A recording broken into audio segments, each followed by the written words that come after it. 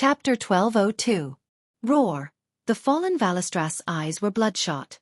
His yellow pupils were now covered in a bloody mist. Before the flames accumulated and Gavin Rad's body exploded, his target had always been Gavin Rad. However, after the explosion, he seemed to suddenly lose interest in this holy knight who was shining with golden light and using the power of wind and lightning to deal heavy damage to him. No matter how brave Gavin Rad was, how coquettish he was, or how he taunted him, the red dragon ignored him. He chose to attack the target he liked. Arg. Vanessa, who had been waving her daggers around near the dragon's abdomen and dealing a lot of damage to Valistras, suddenly realized that the dragon had turned around. Being stared at by a pair of eyes filled with madness, Vanessa was so scared that she almost peed her pants. Subconsciously, she cast invisibility to make herself disappear from the dragon's sight and senses. "Where are you looking at? Big lizard." At this critical juncture, Lord Howl stepped forward. Grom leaped high in an unscientific manner. That leap at the cost of burning his fury allowed him to cross a height of 30 meters in an instant and fly straight to the ceiling of the hall. Lord Howl did an unexpected and nimble somersault in the air, allowing himself to stand upside down. His legs pressed against the ceiling like springs, and he used the momentum of falling to the ground to push himself back down. Lord Howl's full-powered attack had the power to kill an abyssal lord. Not to mention, red dragon essence also gave him extraordinary fury energy.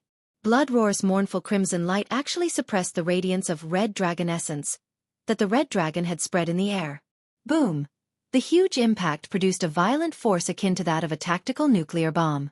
Even the red dragon, whose body had been strengthened by the power of corruption, could not withstand this blow. Arg! Valistras let out a very human-like scream. Everyone could see that there was a bone-deep axe mark on his extended left dragon claw. The tough dragon scales, tough dragon skin, and sturdy dragon flesh were all unable to withstand this attack. Arg! Tyrion Fordring, who had been playing by the rules since the start of the battle, suddenly launched an attack. If Mograine's Ashbringer was a sun that illuminated the entire land and made evil have nowhere to hide, then Tyrion's Ashbringer was like using the best steel on the edge of a blade. Tyrion was already recognized as the #1 person in the Holy Light. This was not a false praise, but a very solid ranking. Saidan was more like a pure martial artist. His understanding of martial arts was above that of Holy Light. Gavin Rad's talent had gone awry. He was now more like a thunder warrior than a paladin. Tyralian's Holy Light was the weakest among the 5 Silver Saints from the very beginning, because his specialty was in commanding an army. If he had not inherited Lothar's Quell Zarum, his combat power would probably only be second-rate. The purity and strength of Theon's Holy Light were far superior to the other 3, but he still used the Holy Light in his body in a stingy way. Now, he was using his performance to tell everyone why. The bright Holy Light was long, narrow, and beautiful. Theon wielded Ashbringer as if it were a paper fan, splitting the hall that was filled with a scarlet aura into 2. The golden sword light fell, and the space seemed to be strangely distorted. The fallen ancient red dragon moved its body, and a line of blood that emitted golden light appeared along its shoulder and the wound on its left claw, running across its entire claw. The golden line continued to extend backward, leaving a dazzling golden ripple in the air. It swept across the hall, which was quite small for a dragon. Wherever it passed, the benches that should have been used by Razorgore's orcs were broken in rows. With a crisp crack, the golden line swept across the scorching western wall of the hall. The perfectly straight and slanted black line on the wall rapidly expanded in a few seconds, turning into a bottomless ravine. Time seemed to stop at that moment. The huge dragon claw hung limply. Its muscles, tendons, and bones had been completely severed. Only a small piece of tough dragon skin was left holding it together. Valistras, who had suddenly lost his balance, fell face first onto the ground. He was in an extremely sorry state. The red dragon's fall was like sending itself to the back of its neck. How could the powerhouses let go of such an opportunity? Gavin Rad was the first to pounce. His divine artifact sword was wrapped in bright purple lightning.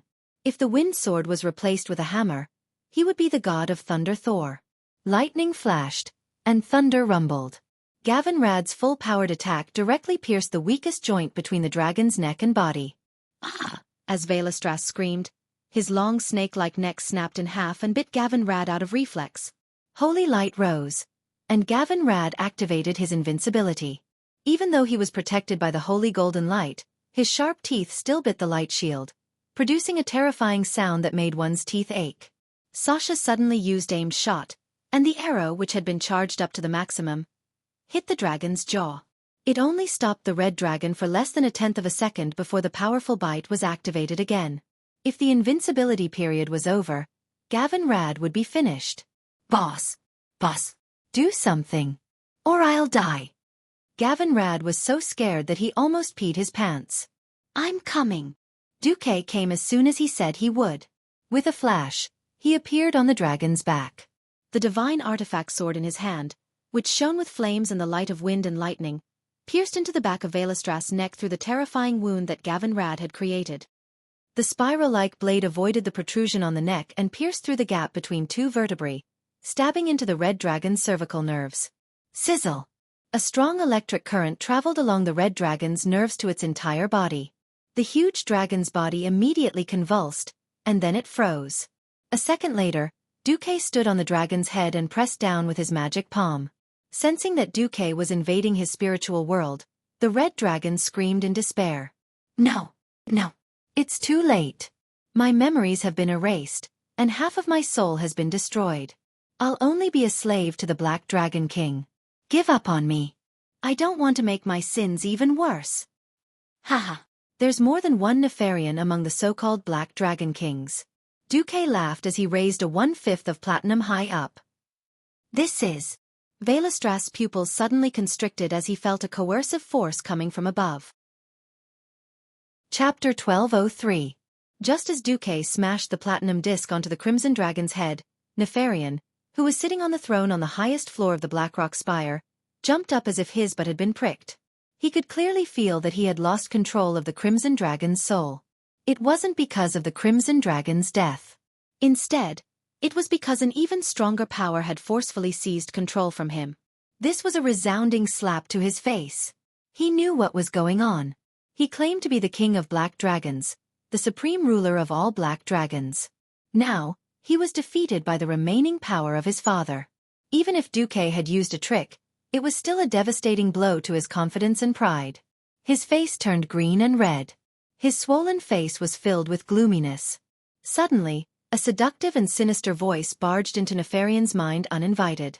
Hee, seems like you need help? No. It's none of your business. Enzos, Nefarian said firmly. I remember very clearly that I did not call you. Hee. I'm just here to remind you that Onyxia, whom you view as a sacrifice, isn't in your lair. Enzo sneered. But Xueqi is here. Nefarian argued. Hee. I hope your toy can take care of this legendary human. Enzo said non-committally. Nefarian's face turned red, and his fists trembled. On the other hand, the Crimson Dragon faced an outcome that he had never imagined. Xueqi had miraculously seized control of him from Nefarian. This is... The violent dark power that had caused him to fall was rapidly dissipating in his body. His power to surpass his own limits was obtained at the cost of burning his life and soul. As the dark power dissipated, what replaced the frenzy and numbness was unimaginable pain in his body, mind, and soul. The sudden and terrifying impact was enough to destroy the rationality of most living beings. As a powerful being who had maintained a certain degree of rationality in the darkest of times, Velastra's willpower was undoubtedly shocking. However, no matter how ambitious he was, he did not dare to imagine that there would be a time when he could escape from the abyss. The dragon's face was filled with shock and confusion. Sensing that the giant dragon under his feet had stopped struggling and convulsing, Xueqi said loudly, "Relax your will, don't resist, and recognize me as your master.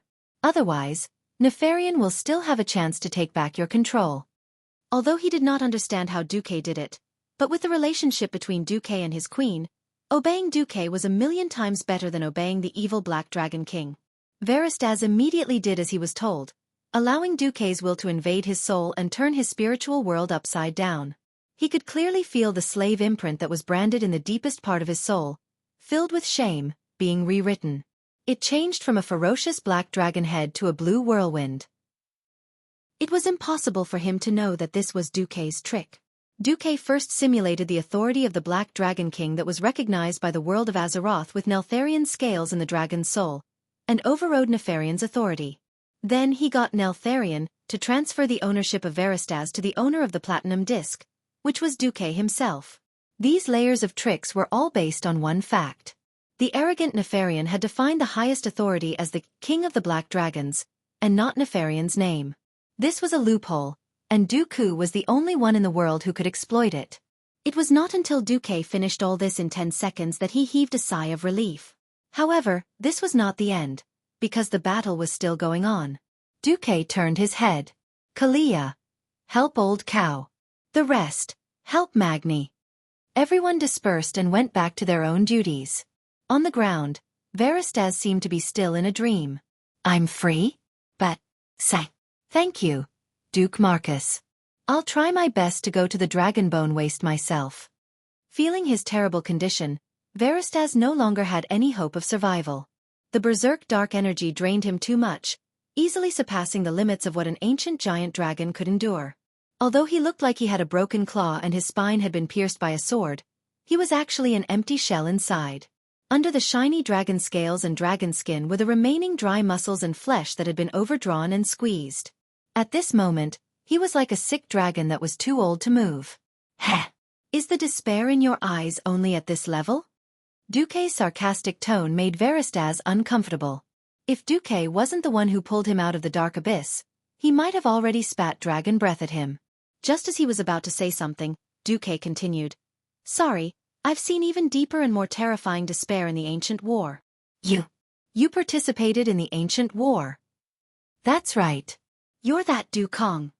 As an old dragon who had also participated in the cruel ancient war, Veristaz suddenly became spirited. No one else can save you. That doesn't mean that I can't save you. Suddenly, an emerald light of life appeared in Xueqi's hand. This is... The red dragon's vertical pupils suddenly constricted. Of course he knew what it was. This was the life blessing of his most respected queen. With it, no matter how serious the injury, even if he was on his last breath, he could still be full of vigor and revive on the spot the next moment. His eyes suddenly revealed an endless desire for survival. But in the next instant, he gave up on himself. No. Don't give me His Majesty's treasure. I don't deserve it. I failed. Not only did I fail to keep an eye on Nefarion, but I even became his minion and slaughtered countless innocent mortals. I'm guilty. Smack. The red dragon was slapped by a huge palm made of arcane energy. Enough. Do you really want to die like this and let the Doomsday Army have another bone dragon to control? Veristaz was frightened by this terrifying future, but he still hesitated. But my soul is damaged, and my strength can never return to before. Ignoring the opinion of this kind but strangely stubborn silly dragon, Xueqi directly pressed the red dragon queen's life blessing into his head. Following the silly dragon's scream, a powerful life force was injected into his broken body, rapidly healing every wound on his body. His blood vessels that had been tortured by the violent power, his muscles that were bleeding everywhere, and his heart that was starting to fail, everything was reactivated by this life force. Enough! Stop calling me. If you really can't find a future for yourself, go be my woman's mount. Chapter 1204. Duke, the Great Hoodwinker, was really addicted to hoodwinking mounts. Although Veristaz was not as good at fighting as Onyxia, it could be clearly seen from the system scan that even with Alexstrasza's life's blessing, his combat level could no longer return to the past. His strength and maximum HP were permanently reduced. But in any case, he was still a powerful ancient dragon. Even a broken ship has 3 nails, and even if he fell, it would not be a problem for him to become one of the strongest adult dragons. The only problem was that the system indicated that Veristaz's soul seemed to be damaged, and he had lost the ability to cast spells and use ultimate transformation. In other words, he could only be a melee dragon and mount after he recovered. Xueqi sighed. He could not expect every dragon to be like Onyxia, who did not have to worry about being taken back after being tamed, and was also very capable. The 4 major dragon clans now had a boss.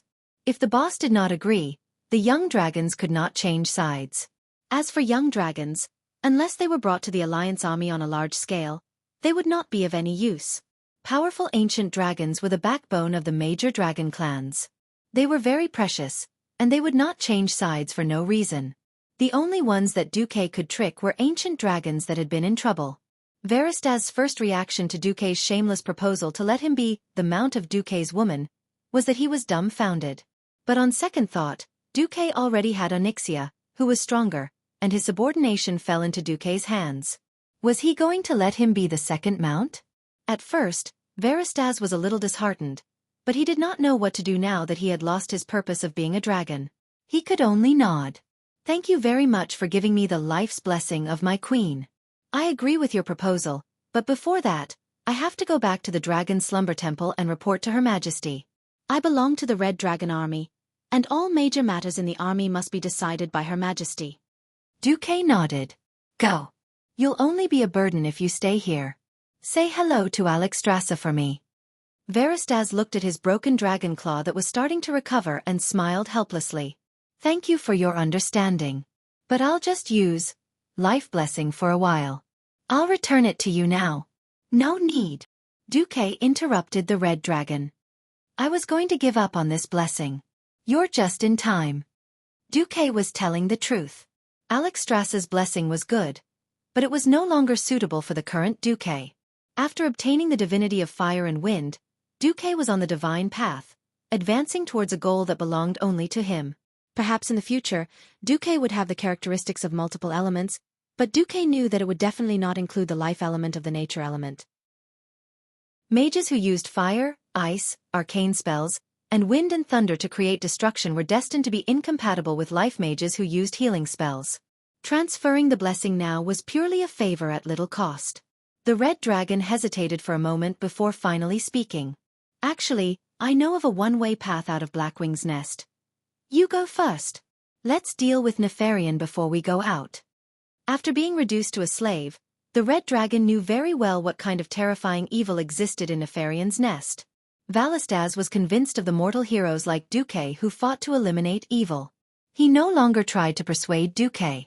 Instead, he lowered his head towards Xueqi and dragged his broken claws and wounded body out like a real cat. After dealing with the red dragon, Xueqi looked around and found that the situation was much better than he had imagined. Die! Die! Old Bull Cane continued to face Broodmother Lashlayer head-on. The thick totem pole had become even harder than a steel pillar under the blessing of the ancestor's soul. It met Broodmother Lashlayer's blade head-on without flinching. Both sides were originally on the same level of strength, but Old Bull had the blessing of Mount Hygel's equipment. In terms of absolute strength, he actually suppressed Broodmother Lashlayer. It seemed like a collision between Mars and Earth, but Broodmother Lashlayer was usually pushed back more often. After fighting against Archimonde and Ragnaros, Old Bull was even more adept at dealing with large monsters. After Xueqi gave Cain some pointers, Old Bull actually understood quite a lot. The huge double-headed blade slashed towards Old Bull's head. Old Bull moved the totem pole to the right, and even raised the middle of the pole slightly to block the other end of the double-headed blade. Then, he used his freed left hand to give Broodmother Lashlayer a ruthless punch. While Xueqi and the others were dealing with the fallen red dragon, Old Bull had clearly punched Broodmother Lashlayer in return. One of the Black Wing's horns had been forcefully broken by Old Bull. His right eye was also swollen like a bun. Xueqi was dumbfounded by this. After thinking about it carefully, he realized that this was indeed the case. In all fairness, Broodmother Lashlayer was not very strong. This guy was just a guard dog that ate the terrain. Without the powerful traps in the hall that he guarded, he was at most a strong elite monster with a bit more HP. If it was just Old Bull alone, he might have had a chance to be exhausted to death because his HP was not strong enough. But with Kalia, things were completely different. Xueqi looked at Kalia, who was as beautiful as she was in the past. She swayed her graceful figure and waved her staff. She stood at an angle where she could see Cain, but Broodmother Lashlayer could not see her. She healed Cain rhythmically. Xueqi suddenly felt relieved.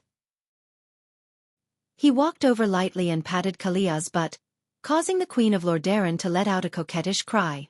Watch Old Bull. I'll leave this third leader to you too. That's right, Cain is thick-skinned. If anything goes wrong, you can abandon Cain and run first. That guy's legs are longer than yours, so he can definitely run faster. Don't get hurt, or else I'll take care of you tonight. Xueqi teased, causing Kalia's face to turn red. Kalia was still young and inexperienced. She was busy healing and did not dare to respond to her lover's teasing. But Old Bull blew his beard and glared. "Hey! Xueqi, you bastard, I heard you." Xueqi did not even turn his head. "If you can't deal with this guy called Broodmother Lashlayer, then it's my loss." Humph. He did humph, but Old Bull was elated. He could deal with an enemy leader alone. "Seems like Xueqi thinks highly of me." Xueqi flashed over and appeared beside Magni, who was blocking the door. It should be said that Magni was indeed the #1 warrior in the alliance.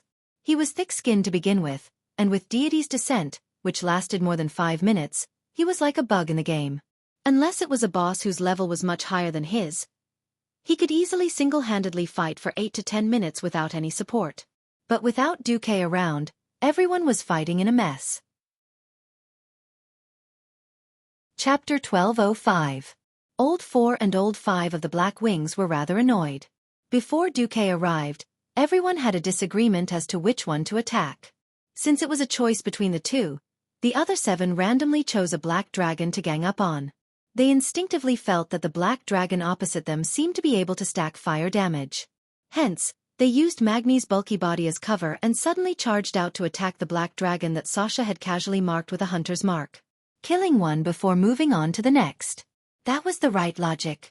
It was a pity that they weren't transmigrators, and didn't know that one of the 2 bosses had the special skill Ebonok's Shadow, that could heal itself by attacking a specific target. As long as Ebonok was hit by this skill, the strange shadow curse would be able to heal the wounds on Ebonok's body. In the end, when Xueqi was dealing with Valestras, the 7 of them didn't manage to take any damage at all. Seeing this scene, Xueqi's forehead was full of black lines. After he rushed over, he patted Sasha's shoulder lightly. "Sasha, don't bet with your sisters these days. Be careful, or you might lose all your private stash."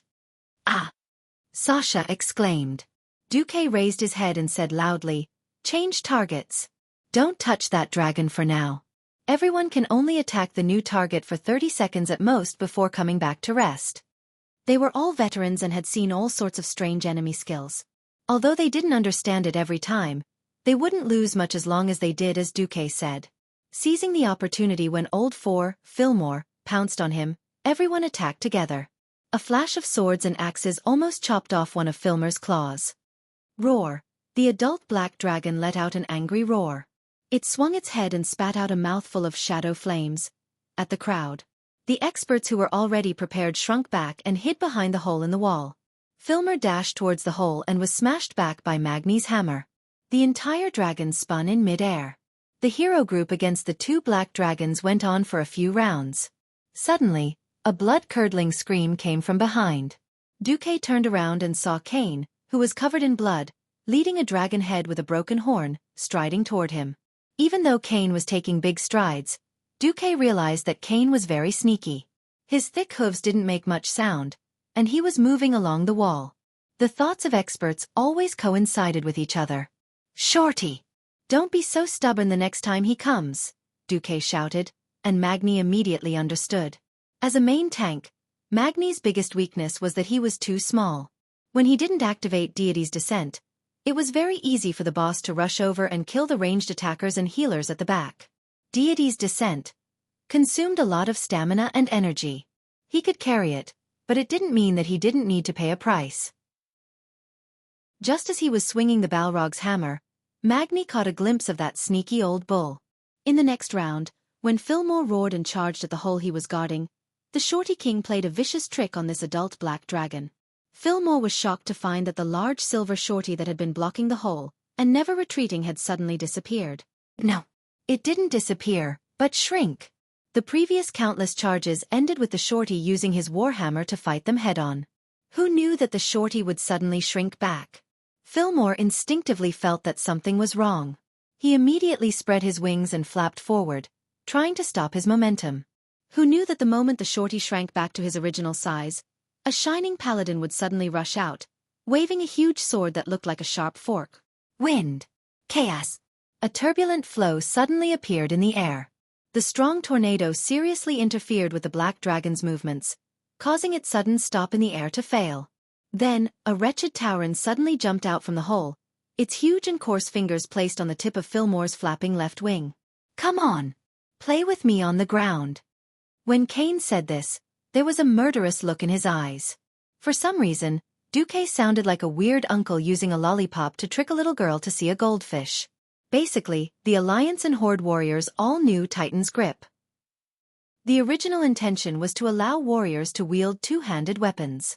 This skill that could greatly increase a warrior's arm strength and grip strength could be learned with hard work. The specific increase depended on the individual's talent and race's talent. Obviously, the Tauren had the most insane increase.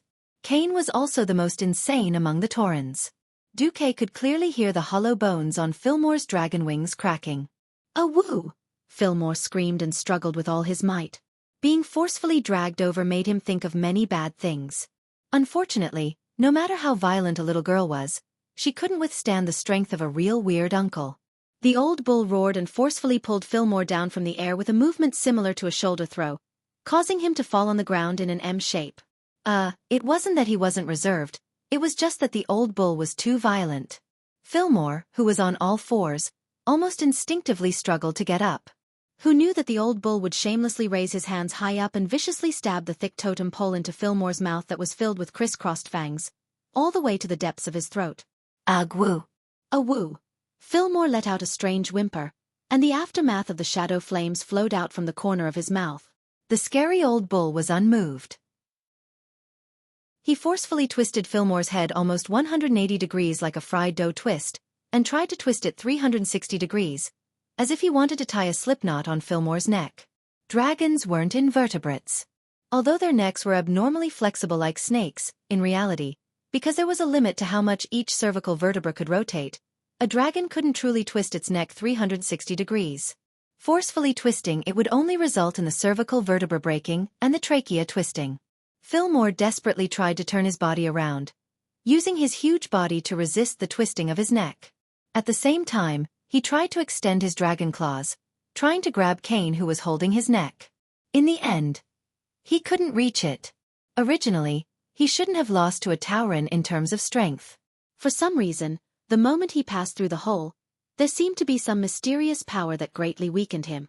Fillmore thought that it was an illusion, until he slashed at Ebonok and tried to use the shadow flames to save him.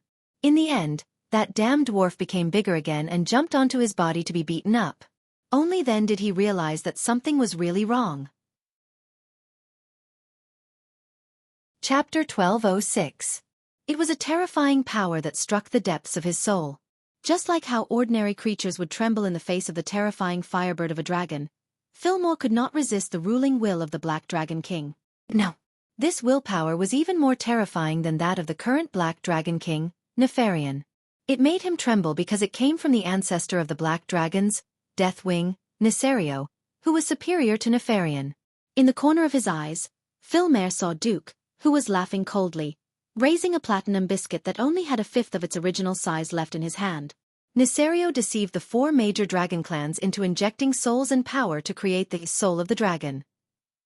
Not only did he eliminate the eyesore of the Burning Legion, but he also laid the foundation for the Black Dragons to run rampant for 10,000 years.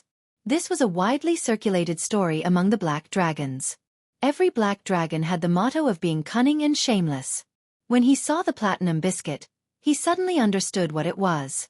Unfortunately, it was too late. With the totem pole stuck in his throat, he could not even speak. "No. Why?" Ebon Rock exclaimed. Xueqi did not do anything. He just lightly activated the power of the Wrath of the Dragon. This was already the cruelest killing blow for the 2 adult Black Dragons who had just been extremely arrogant. Wrath of the Dragon, Special Effect 3. Black Dragon Torture. As Nesario is the king of the Black Dragons, he is the ancestor of all Black Dragons. Activating this special effect can directly torture the soul of any Black Dragon descendant. The closer the distance, the purer the bloodline, and the greater the power. With this special effect, all the pure-blooded dragons in Blackwing's nest were trash in front of Xueqi. Theon raised the Ashbringer high and slashed it down. Fillmore, whose neck had been twisted like a fried dough twist, was not in his best condition. Even his tight dragon scales had relaxed due to the soul punishment. It was as if he had stuck his neck into the guillotine. What the Ashbringer had to do was act as the guillotine for the beheading. Dragon blood splattered everywhere. Just like that, Blackwing Nest's fourth boss, Fillmore's enormous dragon head was separated from his body. On the other side, Ebonrock didn't last long either. With Magni's full force, the hand of Sovra's, Balrog Ragnaros, hammered down on his chest. Vanessa, who was at the side, could clearly hear the crisp sound of the giant dragon's ribs breaking. The golden-yellow flames penetrated Ebonrock's chest, and one could imagine that the giant dragon's heart had most likely turned into charcoal. Gavin Rad was still afraid that Ebonrock wouldn't die. The Thunder Fury, Wind Chaser's blessed sword, fiercely stabbed into Ebonrock's throat, and with a desperate twist, he almost chopped off Ebonrock's head. Looking at the frozen black dragon, Magni exclaimed, "Wait a minute! Don't chop off the dragon's head. After I purify this guy's soul, I'm going to put it in my spoils of war storage in Steel Stove Fort." "Hey, you all have spoils of war. Do you think I don't?" Gavin Rad was unhappy. At this moment, a furious dragon's roar came from the depths of Blackwing's nest, and a black dragon that wasn't much smaller in size than the previous two giant dragons quickly appeared in front of everyone. The sixth boss, Flammel, was a black dragon that didn't have any special skills other than knowing the Princeps's fury.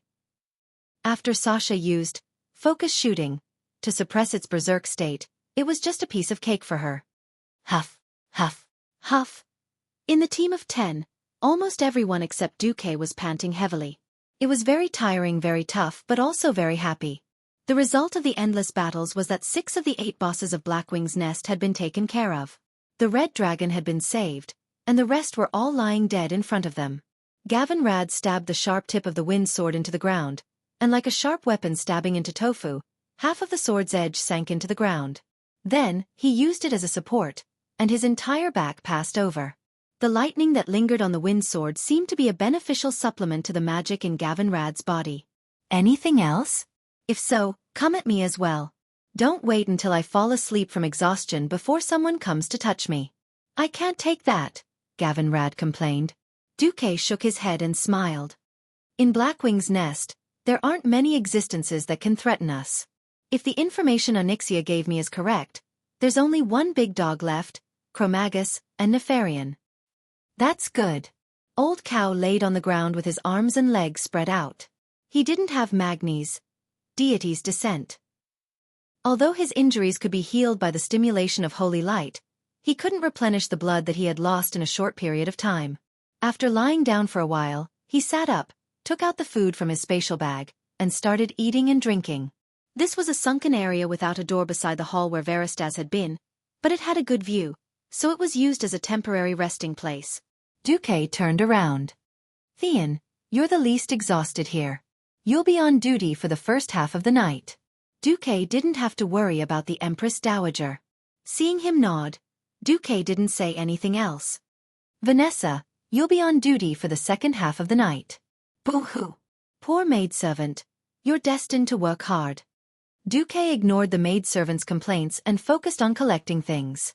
Not only did he collect the spoils of war left behind by the 6 bosses, but he also collected the hourglasses, dropped by the minions. While Duque's small team was resting, Nefarian, who was in the hall at the top of the Blackrock Spire, was already restless. If Duque had gathered all the strong people in the world and attacked Blackwing's nest with all their might, then Nefarian might have sat on his throne with a playful attitude and waited for Duque's challenge. Duque had cheated. Of the 6 leaders, Duque used Dragon's Soul Fragment against Razorgore at the start, but he didn't use it against the other 5 leaders. Of course, in the eyes of the other dragons, this was the wrath of the dragon that the 4 major dragon races had towards the black dragons. 3 adult black dragons that were almost as powerful as the ancient dragons and a rather powerful dragon beast had been beaten to death by a mere 10 mortals. They hadn't even been able to use 40% of their strength. Nefarian had tricked the 4 major dragon races back then. Now, the tables had turned. The 4 major dragon races were now tricking the black dragons. Nefarian's heart skipped a beat. Duque had probably used this when he subdued his sister, Onyxia. This meant that even though he was the self-proclaimed king of the black dragons, he couldn't escape from Duque. In other words, as long as Duque could stand in front of him, his dream of becoming a dragon king would be over. Either he surrendered in humiliation and became a mount, or he would die in the Blackrock Spire without even using half of his strength. Escape. This option didn't exist for a proud king. Nefarian's face was livid. Just then, the sly and sinister voice that he was very familiar with appeared in his mind again. Chapter 1207. After Duque and the rest rested, they quickly advanced into Blackwing's nest. A brainless Blackwing goblin technician? One hit from the Fire Lord hammer. A tall dragon charging over with 2 swords? First, use Ashbringer to cut off its legs, then use the Fire Lord hammer to hammer it to death. A large group of black dragon whelps flying over? The wind sword directly activated its special effect, causing a tornado that dragged the whelps to the ground. Finally, the gangsters swarmed over. A lot of dragon scales and dragon skin. The more they advanced, the more uneasy Duque felt. This was too abnormal.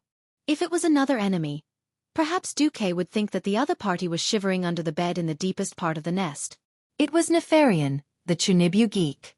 In Duque's imagination, after Nefarian found out about the existence of Wrath of the Dragon, he would send his minions to attack the 10 of them at all costs to buy time. Nefarian did not make any additional arrangements. All of his defenses were the same as the Blackwing's nest that Duque had seen countless times. There must be a reason for this abnormality. Duque did not advance at high speed. Instead, he slowed down. Until the place where Chromagus, who was supposed to be the 7th, was gone? 3 natures of the door god, time and ignite. This phrase was regarded as a nightmarish legend among the players in the past, and it described how disgusting this place was. The dragon of the nature element, in addition to the disgusting time-lapse skill of OL7, had left a deep impression on Duque. If they did not get wiped out 8 or 10 times, they would not be able to say that they had conquered Blackwing's nest. Now that the most disgusting boss in the entire Blackwing's nest besides Nefarian and the little red dragon had disappeared for no reason, it was impossible for Duque not to be alarmed. Haha. Most likely that boastful black dragon is afraid of us dragon slayers. Cain patted his chest and laughed. His laughter resonated with everyone. Powerful prey was always a man's most boastful achievement. Even a holy knight like Gavin Rad, who was supposed to be humble in theory, couldn't help but chop off a dragon's head and stuff it into his dimensional bag, much less the 2 chiefs and Magni. The team was brimming with an atmosphere of overconfidence. Duque was keenly aware of this and tried to dissuade everyone, but all he got was a verbal warning to be careful. Cain carried the totem pole and walked in front, while Grom tied his bloodhowl to his back. As the rear guard, Gavin Rad carried his wind sword and whistled frivolously as he followed them. Wrath of the Colossal Dragon was a great counter to the Black Dragon race. It was so big that the heroes were a little off guard. If this was in an anime, it would be a death flag. Duque said something that no one else understood. When Duque and his party crossed the area where Chromagus was, they noticed that the scenery in front of them had changed. Duque's expression suddenly changed. The original style of Blackwing's nest was rather bright.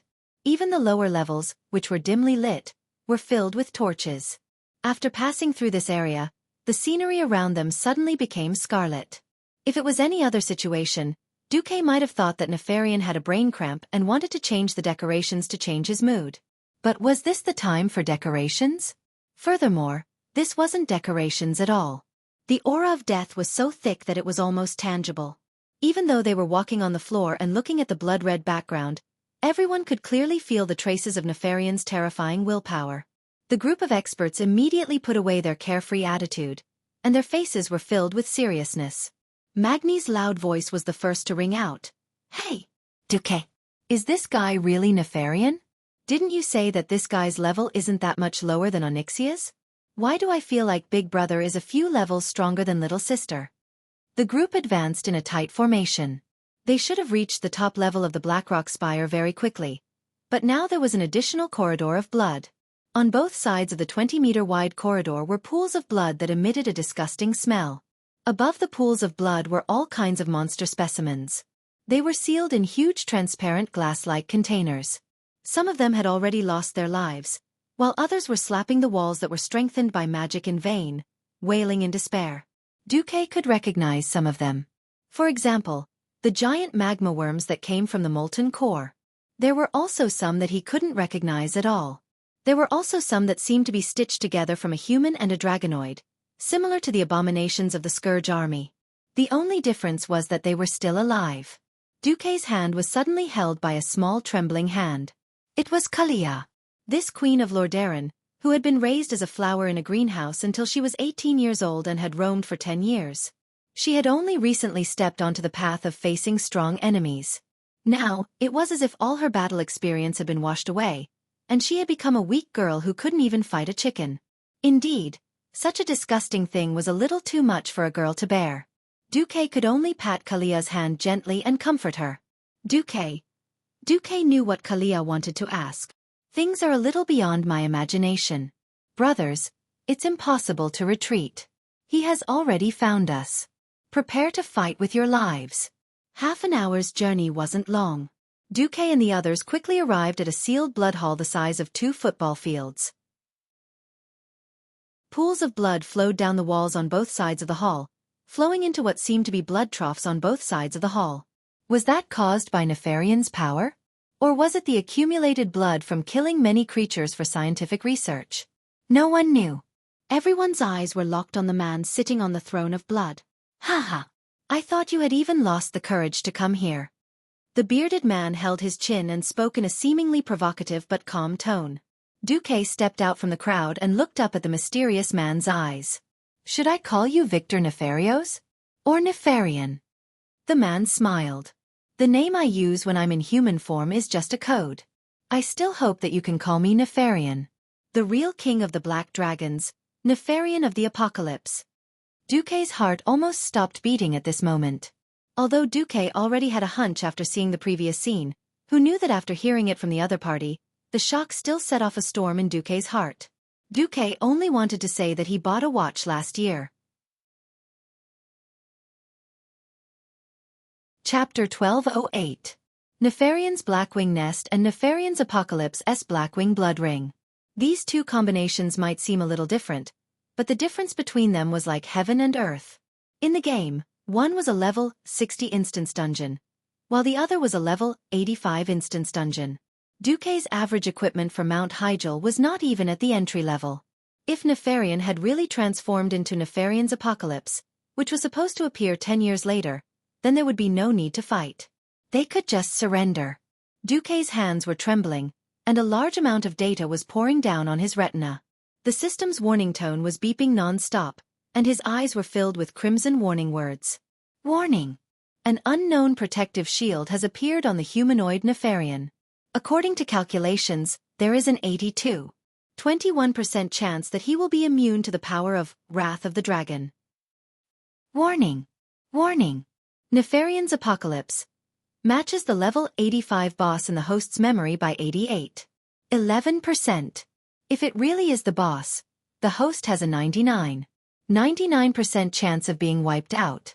It is strongly recommended that the host avoid it. At the very least, leave its territory and fight for a chance of resurrection. Duke sucked in a breath of cold air and his face turned green, but he knew he could not retreat.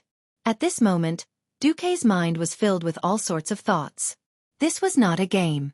If the team was wiped out, the essence of the alliance would be gone. Not to mention that there were still 3 women here.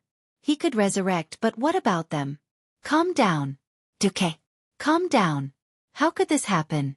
Nefarian's sudden increase in strength was undoubtedly the work of Enzos. The problem was, would Enzos die so easily? Why would he level up Nefarian for free? This was not an increase of 10% or 20%. It was an increase of 3 levels, and his strength had multiplied several times in one go. Could it be that during the Cataclysm, several ancient gods had placed their bets on Nethario, but now that Nethario had been killed, they placed their bets on Nefarian? But that shouldn't be happening now. According to history, the imprisoned ancient god Thun would not be able to restrain himself and would be the first to jump out and court death.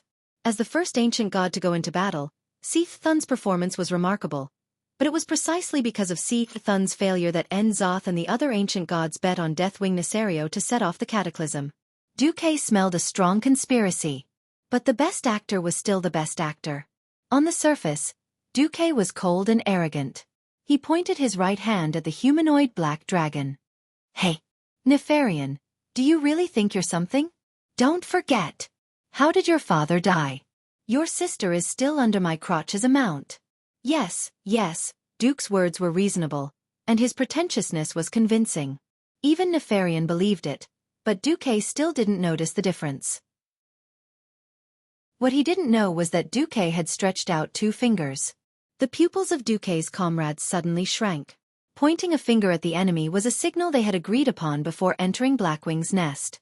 If only one finger was raised, then he would directly attack him without any discussion, and he could do whatever he wanted.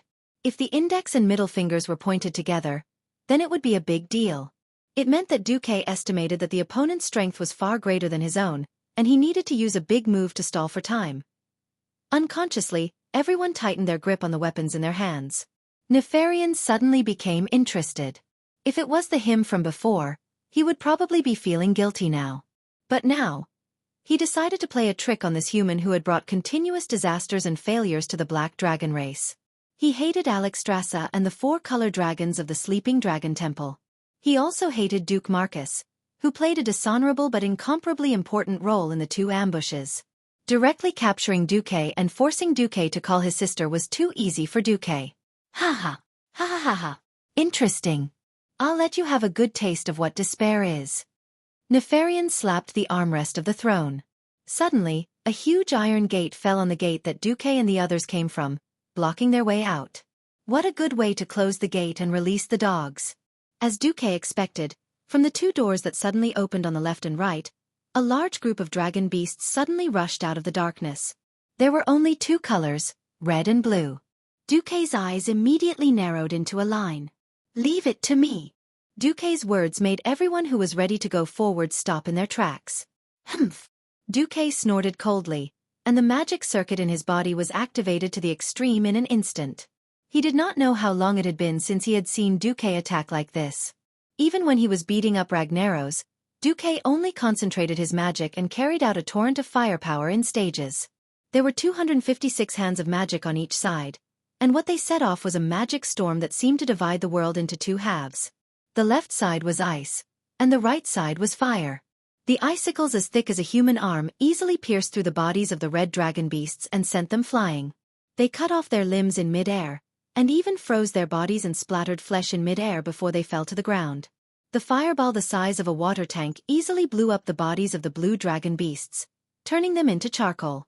They did not even rush out a few steps before they exploded in mid-air, and their charred limbs dissipated with the wind. The number of people who came out, the number of people who died. Duque raised his chin slightly, and with a look of contempt on his face, he hooked his finger at Nefarian. Come down. Why don't you let us wait for you for a year and a half, and let you make more new toys before coming down? Gotcha! Nefarian lost his composure and easily crushed the golden armrests on both sides of his throne. He suddenly stood up.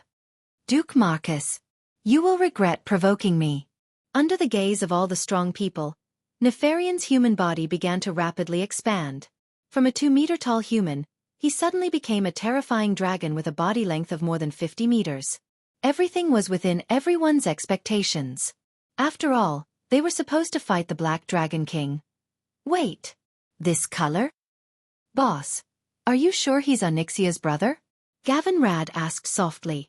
Duque's pupils suddenly shrank.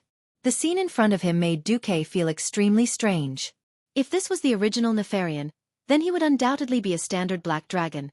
Black scales, white horns with a yellowish hue, orange-red lines between the scales, and a string of yellow barbs along his spine.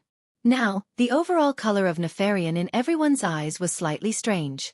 Not only were his scales purple, but there was also a faint aura of death, giving off the feeling that he was a little like an undead, but also a little different.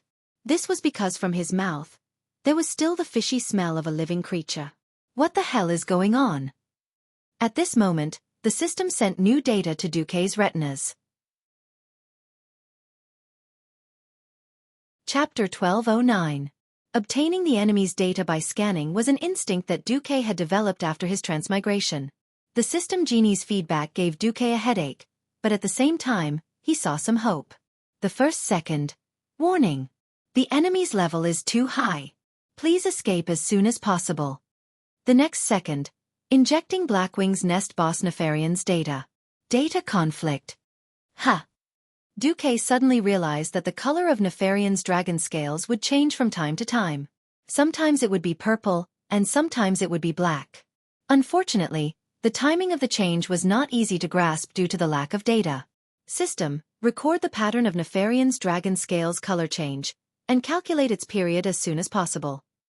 If I'm not wrong, Nefarian's current power is not complete. When his power temporarily drops to the level of Blackwing's nest, it will be an opportunity. Just as Xueqi was about to reply to Gavin Rad, Nefarian had already charged over. At this moment, his dragon scales were purplish-blue. Deity's descent! Xueqi shouted hurriedly. Magni immediately understood, and his body rapidly enlarged. He raised the Balrog hammer high and slammed it against Nefarian's dragon claw. Bam! It was a clash of power without any technique. The winner was Nefarian, whose power had skyrocketed. The onlookers could clearly see that Magni's enlarged silver body was being crushed like a pillar. Although he wasn't crushed into a biscuit, he was almost there.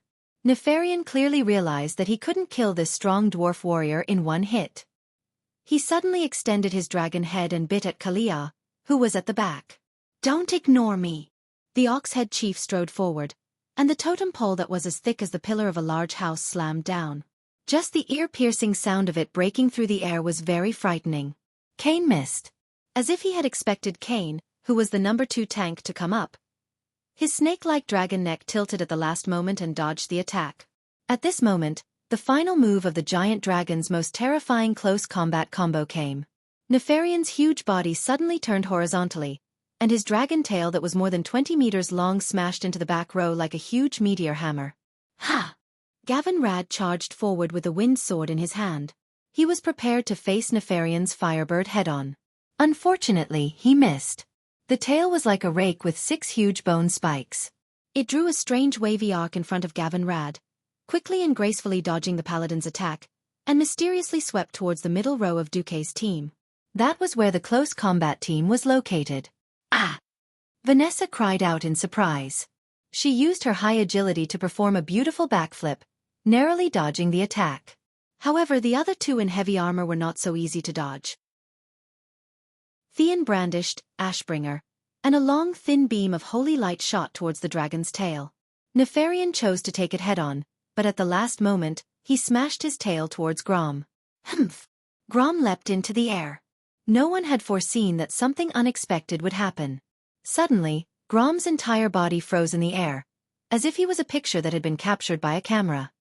His posture as he leapt, his mouth opened so wide that his fangs could be seen, and his bulging muscles. Everything stopped. Xueqi suddenly reacted and yelled, "Hourglass!" Hourglass? What hourglass? Grom froze for half a second before he reacted. This was the deal he had with OL7. Only OL7's big dog, Chromagus, could make someone suddenly freeze in the air. Caught off guard, and because he was not mentally prepared, Grom threw the hourglass that could get him out of trouble into the deepest part of his bag. Suddenly, 2 huge hands of magic appeared beside him, trying to drag him to the side. Unfortunately, it was too late. Nefarian had already bitten him. Arg! Blood splattered everywhere. Under everyone's gaze, Nefarian succeeded in his forceful attack and bit off a small part of Grom's body. Lord Howl's entire left arm, left shoulder, and a part of his left chest were all bitten off. His companions could even see Lord Howl's still moving lungs through the bloody wounds. Grom screamed in agony as he fell from the sky, forming a stark contrast with Nefarian's ferocious eyes. In the first round, one of Xueqi's main forces had lost the ability to fight. Save him. Almost at the same time as Xueqi's scream, several holy flashes and rapid healing spells were cast. However, unless it was a holy knight who sacrificed all his mana and energy to cast holy healing, the healing effect of holy light on large body parts was rather limited. Not to mention, Xueqi could already see that a large part of Grom's soul had been devoured in that instant. The loss of the soul was the most terrifying. Without the soul as a foundation, the body would not treat the missing part as a part of the body. This meant that even if Grom had the regenerative ability of a troll, he would not be able to regrow his left arm. What happened next confirmed Xueqi's judgment. Even with several beams of holy light, everyone was shocked to see that only the left part of Grom's chest had begun to heal, and there were no signs of a new limb growing out. Grom rolled on the ground in pain, but he was extremely stubborn. Even when he bit his lips until they were full of blood, He did not let out a single scream. Hee. Nefarian actually retreated after his successful attack. He flapped his wings, instantly stirring up a gust of wind, and his entire dragon flew into the air. Xueqi noticed that Nefarian's dragon scales had turned black, and the veins between the scales had turned red again. Not only Nefarian, but even Cro-Magus, who was supposed to be a powerhouse in close combat, seemed to be terrified. He hid far away in a corner of the blood hole, while a large group of dragons swarmed over. They wanted to use their own blood and lives to exchange for precious time for their boss to catch his breath. Shameless! Sasha fired again and again. Xueqi and Elugia also kept firing. Unfortunately, they first had to deal with the army of dragons that were madly charging at them. Only then could they shoot the extra attacks at Nefarian, who was moving around in the air. The result was that the damage dealt to Nefarian was too low. Gavin, Rad and Tyrion tried to use their divine artifacts to attack from afar, but the effect was not good. Nefarian just kept moving around, focusing on dodging the attacks from the divine artifacts while taking on the rest. Everyone's pupils suddenly shrank. Their own weakness had been found out, which was that they had too many melee professionals and too few ranged attackers.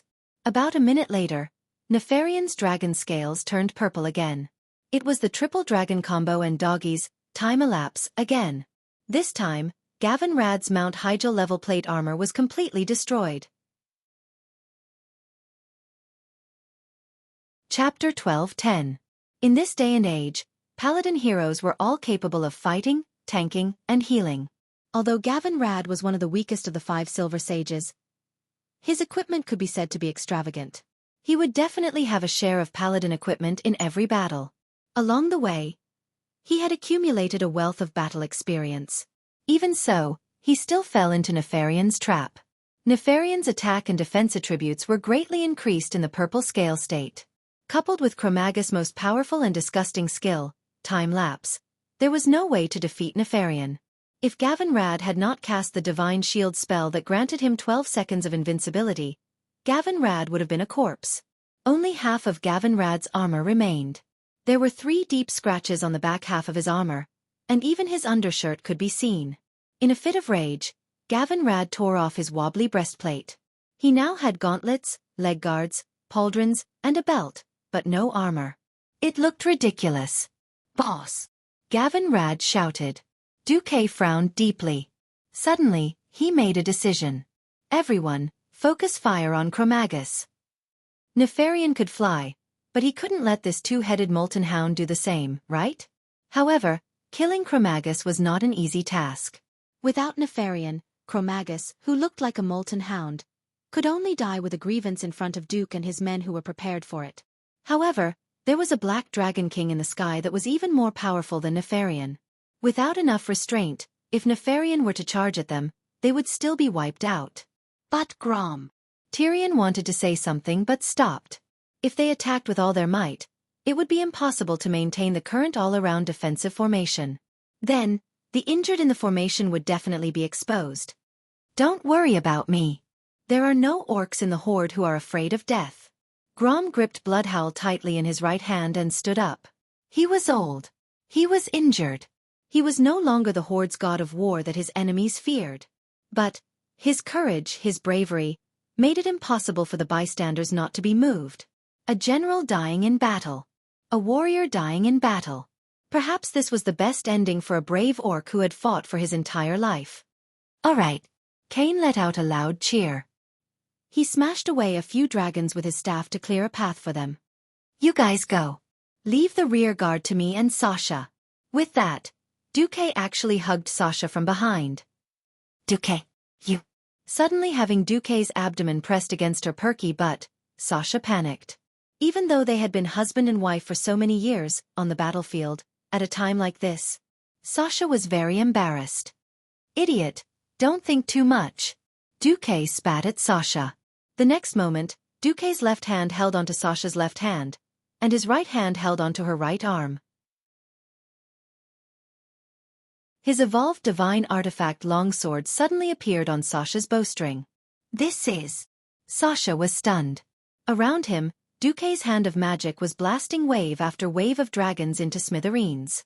In the distance, The 8 of them had already reached Chromagus. Only Xueqi and Sasha were left at the back of the group. Sasha did not understand what it meant to put such a heavy sword on the bowstring. Even with the power of her Phoenix's Son's Fury longbow, there was no way she could shoot such a heavy sword. "Trust me. If I say this sword is an arrow, then it is an arrow," Xueqi whispered into Sasha's ear.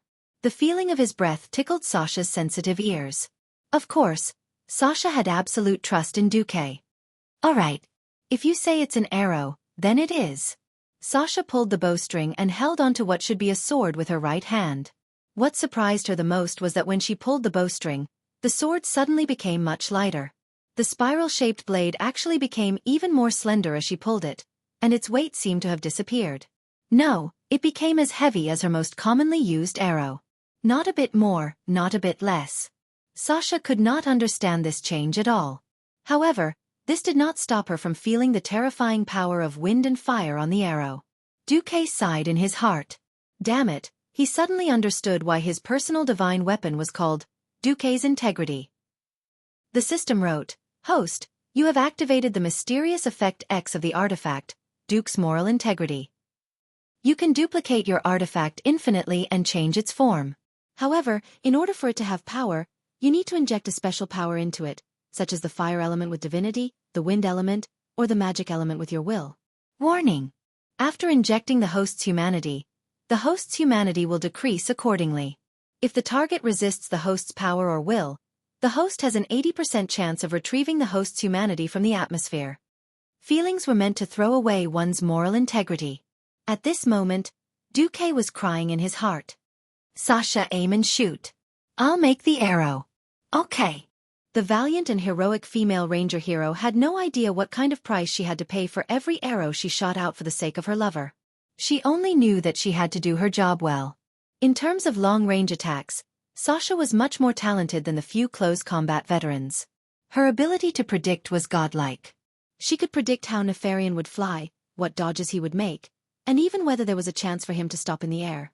Previously, she could not threaten Nefarian because her attack power was too low.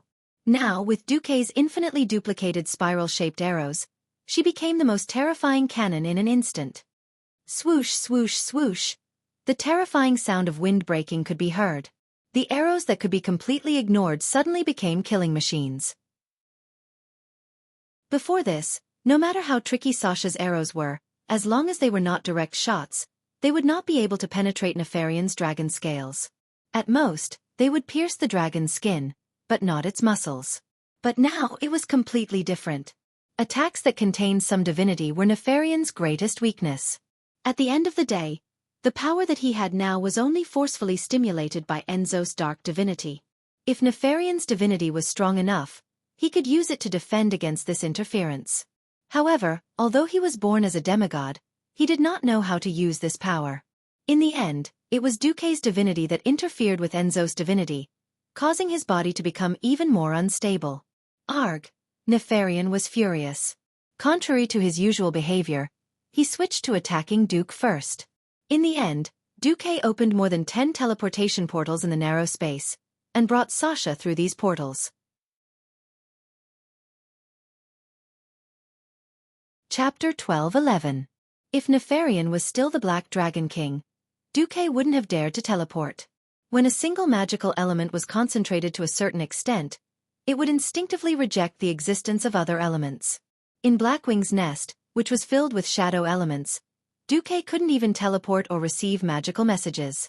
Now, Nefarian had accepted Enzo's divine power, which didn't belong to him. Instead, it interfered with Nefarian's absolute control over space. Although Xueqi couldn't break the spatial barrier to connect to the outside world, he could make use of Nefarian's weakness to create a few holes in the spatial rift for him and Sasha to pass through. Xueqi and Sasha's joint attack was very fierce. The arrows that were shot were high and low. Every time they fluttered and swayed, Nefarian felt like he was trapped by the arrows and unable to escape. It wasn't to the point of fear, but with his huge body, it was impossible for him to escape or dodge. The only result was that he was hit. Hit again. Nefarian had wanted to ignore Xueqi and Sasha and directly attack the small team of 8. After all, 100 meters was a distance that the Black Dragon King could cross in the blink of an eye. However, Xueqi told Nefarian with the hard truth that he shouldn't even think about it. Scram! As Nefarian rapidly approached, Duke's eyes, which had been half closed, suddenly opened when the black dragon's figure approached. His left eye burned with blazing flames, while his right eye flashed with dazzling lightning. Along with the vibration of the bowstring, an arrow that was a mixture of fire, wind, and lightning easily traversed 50 meters of the void as if it was teleported. It was like a sharp sword piercing towards Nefarian, turning the sword into an arrow, and then turning the arrow back into a sword. Xueqi's move caught Nefarian off guard. Even though the Black Dragon King dodged the attack, the spiral conical divine blade projection still managed to leave a hole in his lower abdomen. The divine blade projection passed through his abdomen diagonally, and left a large hole in the black dragon's left bat wing. Ah! This time, Nefarian panicked. He was really panicking. He didn't expect Xueqi to be able to injure him when his attack, defense, and speed had been greatly enhanced. To a demigod-level black dragon with an incomparably tenacious life force, this injury would at most be a minor injury. However, an injury was still an injury. The heavens had bestowed upon him a powerful defensive ability, but at the same time, it had ruthlessly cut off his recovery ability. Although it was just a small wound, it would take at least 10 years to completely heal without any external help. You! How dare you hurt me? Nefarian screamed in amusement. Xueqi bared his teeth. If it weren't for Onyxia's surrender, I would have hung the heads of your family of 3 on the Wormrest Shrine. Bastard. Xueqi blinked. Should he say? Did the Black Dragon clan walk the path of nobility? How could they scold others so elegantly? Back and forth it was just the same few sentences. Sigh. It really couldn't compare to the national quintessence of the Celestial Empire. He would spit out 18 words for 3 seconds at a time, and there were no repetitions. Cough, cough. Speaking of which, Xueqi's side had effectively restrained Nefarian, and he had also surrounded the various dragon beasts. The morale of the small team of 8 was immediately boosted. Especially Lord Howl. In order to prove that he wasn't an injured person, not a burden, Lord Howl was practically hacking at the big dog Chromagus with all his might. If it weren't for Xueqi giving Lord Howl an illusion, making the big dog look like there were 2 Magunis holding axes and looking at it, and also not helping Lord Howl change into an illusion, the big dog would probably have made Lord Howl its primary target and chased him all over the street. At this time, Xueqi's strength and all-roundness were on full display. A large number of illusions ran all over the street, and each illusion had a certain amount of magical energy, and even holy light. Gavinrad was tongue-tied as he watched 3 Gavinrads, hacking at the dragon beasts with their wind swords, and then they were all killed by the dragon beasts. Hey! I'm not that weak. Shut up. Do you want all the monsters to know that this is your real body, and then cut your ass off? Xueqi's angry scolding shut Gavinrad up on the spot. Although Chromagus' time lapse was effective everywhere and could freeze a person at any time, there were too many targets, and the big dog was starting to feel a little powerless, especially when it looked and sensed that there were now hundreds of mortal heroes running around it. A divine artifact was a divine artifact. When the number and quality of divine artifacts accumulated to a certain level, it would become a qualitative change. It was true that Chromagus was fully armed. Its armor was made of the toughest source substance of this era, and ordinary epic weapons would be deflected in a matter of seconds. Unfortunately, it had encountered a group of unreasonable fellows. Wara. Under the avatar state, the enlarged Magni leaped high into the air. His body weighed more than a ton, and with the acceleration of gravity, Sovra's Balrog Ragnaros's hand burst out with a blazing light like the sun, and like a falling mountain, it smashed into one of Chromagus's heads. The direct result of this full-force blow was that the big dog's left head almost immediately exploded, like a rotten watermelon that had been smashed with a stick. The big dog tried to retreat in pain, but at this moment, Theon suddenly took 3 steps forward, and Ashbringer condensed an even more violent sea of holy light. The next moment, all the golden light in the sea of holy light poured into the big dog's broken head. Oh woo! The golden light spread throughout the big dog's body. Since they were taking advantage of its weakness to kill it, of course they would not leave Lord Howl and Gavinrad out. The 2 of them worked together to create a huge wound on the big dog's right hind leg. Then, the Minotaur chief leaped high into the air and stabbed a totem pole directly into the huge wound. As if stirring, it began digging in the wound. Oh woo! The remaining head of Chromagus kept howling. Its howls were also urging its master to work harder. Nefarian also wanted to, but his side was in more trouble. This was because various holy wills were piercing into his soul through the arrows. God says, "Let there be light. The earth shall heal the scars. Mother Moon is watching you." The wills of Alonsis Fail, Mediv, and Elun, the goddess of the moon, were constantly invading Nefarian's spiritual world. Originally, Nefarian only needed to suppress his own consciousness and let En-Azatha's will and power better fuse into his body. Now, he had to work hard to separate the entangled wills and choose the most suitable power for himself to maintain his strength. Nefarian's situation was not good. Chapter 12:12. Of course, Xueqi wasn't much better off. "Hey, are you done? I can't hold on much longer." Xueqi shouted with the whisper of the wind. "What's going on? I don't feel your magic power dropping." Theon said in surprise. "No, Xueqi, there's definitely something wrong." Sasha shouted. With Xueqi's godly sword poking her from behind, Sasha's body felt a little weak. Xueqi didn't know how to explain it. Now, every time Sasha knocked an arrow and shot, Sasha was having a good time. It was tough on Xueqi. Moral integrity. Throw it out.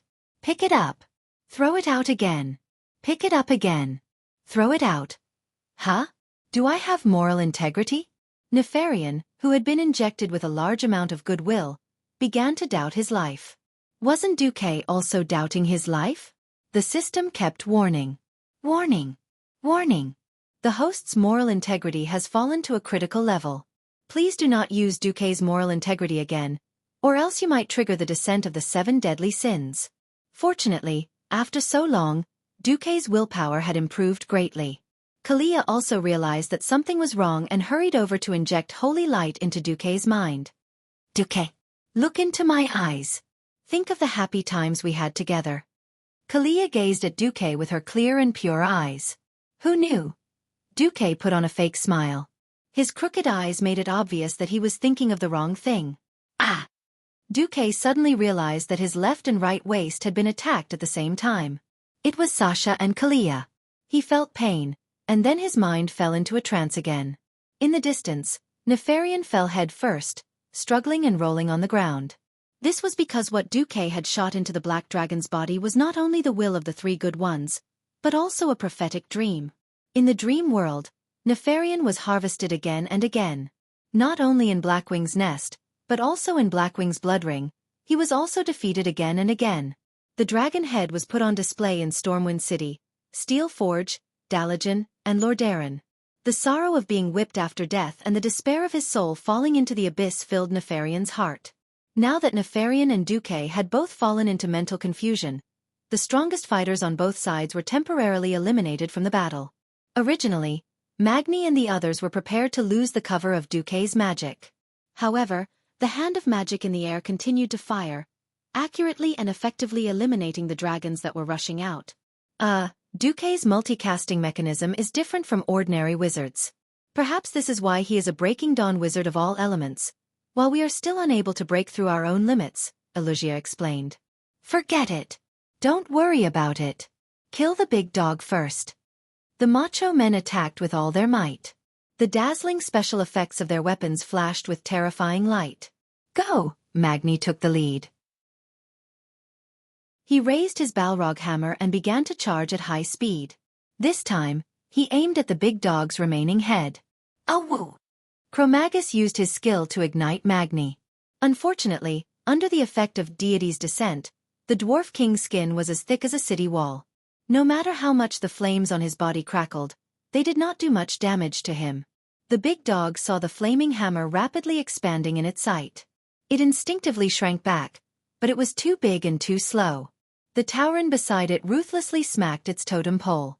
This made the big dog's head feel as if it had delivered itself to the door and installed the Balrog hammer on it. The flames of the Balrog hammer, the lightning of the wind sword, the golden flames of the Ashbringer, the radiance of the Bloodhowl. Finally, while Xueqi and Nefarian were down, the group eliminated all of Nefarian's fighters in one go. Come on! Slay the dragon! Gavinrad yelled as he activated the Dragon Slayer enchantment on his sword. This enchantment specifically targeted dragons could significantly increase the damage dealt to Nefarian. Just as the others were about to charge at Nefarian, an evil will descended upon them. Hee hee. Nzotha's cold laughter and low voice haunted everyone's mind like a nightmare, making them dizzy. Humble, honest, compassionate, brave, just. When faced with a test of willpower, the Holy Knights were always the first to pass the test. Tyrion and Gavinrad roared, allowing the holy light on their bodies to benefit their companions. Soon, the three strong male warriors woke up, followed by Alucia, Sasha, Kalia, Vanessa, and Duque. No one expected Nzotha's will to disappear as quickly as it came. It was as if he had just appeared for fun, disappearing not long after. In front of them, an event that no one expected and had never appeared in the original history happened. Nefarian's huge dragon body disappeared, and was replaced by the human form of Victor Nefarios. Ha! At this moment, Duque was dumbfounded. No matter which part of history it was, there was no record of Nefarian fighting in human form. Should he say that he was indeed the butterfly that destroyed history? Nefarian, no, he should be called Victor now. However, Duque still preferred to call him Nefarian. Nifa took out a huge two-handed sword from the void. It was a sword with two dark red dragon heads as the handle, and a strange dark red trapezoidal blade as the body. Duque would recognize it even if he turned into ashes. Ashkandi, Sword of the Brotherhood. Back in the game, countless players fought over this eye-catching two-handed sword. The demonic red light, the cool dragon patterns, and the mysterious runes were all sought after by the players. The two capital letters A-L were engraved on the hilt of the sword, which added to the imagination of the sword's origin. Some said that it was Anduin Lothar's backup weapon, while others said that it came from the Brotherhood of the Iron and Horse. It was impossible to verify the details. However, there was one thing that was often mentioned, and that was, once Al is out, there are no more brothers. Nefarian, who had turned back into human form, stood up with the sword of the Brotherhood. He seemed abnormal. The power of the shadow was rising from his body, but there was also the evil glow of the ancient gods. Ha ha ha. You're finished. Mortals. You can't kill me. Otherwise, your world will face the most hopeless destruction. Ha ha ha ha. Nefarian said nonsensically. This made Duque and the others frown. Duque sneered. Oh? Then we should stretch out our necks and let you kill us? Yes, exactly. This is the final fate that mortals like you should face. Nefarian held the huge two-handed sword with one hand, and his entire body swayed. It seemed that he would self-destruct soon without Duque's help. Chapter 12-13. While I still have time. Kill him in one go. Magni roared. Magni's, deity's descent, was useful, but it had a time limit. Even though he was the #1 dwarf, Duque had calculated that he could only maintain deity's descent for 5 minutes at most. Why did it seem like he could maintain it for at least 10 minutes each time? Magni was more sneaky than the average dwarf. This talented dwarf warrior had the ability to adjust his own defense like he was breathing. When he wanted to harden his body, he would use all his strength. When he wanted to catch his breath, he would secretly cut off the defense in his silver shell. This meant that while he was beating up his enemies, his deity's descent was in standby mode. Of course, Duque wouldn't say it out loud. Who would have thought? The crimson sword flashed, and 2 pillars of blood shot up into the sky. Everyone who was maintaining their formation was so shocked that their pupils constricted. The left side of Magni's waist was slashed by the great sword of the Brotherhood, and a wound large enough to hold a baby's fist in. Under his silver skin and armor, this bright red wound was extremely glaring. Magni wasn't the worst off. No one expected that Old Bull, who was following closely behind Magni, would have his leg cut off in an instant. His entire right leg remained where it was, while Kane's burly body was sent flying more than 10 meters away. He rolled a few times before coming to a stop. Kane couldn't help but let out a cry that sounded like a bull's, and it was hard to tell if it was a cry of a human or beast. If it wasn't for Theon, who was the third in line, who was more skilled in martial arts and had blocked the great sword of the Brotherhood, the team might have lost 3 vanguards in an instant. Ha! Nefarian's short hair fluttered as he moved rapidly, and his movements were very elegant. He spun 360 degrees like a ghost, and actually crossed at least 5 meters, passing Lord Howl in the middle, and arrived at the center of Duque's team. He slashed horizontally again with great force, and the huge blade enveloped Duque, Ilusia, Kalia and Sasha. Dang! The crisp sound of metal clashing rang out.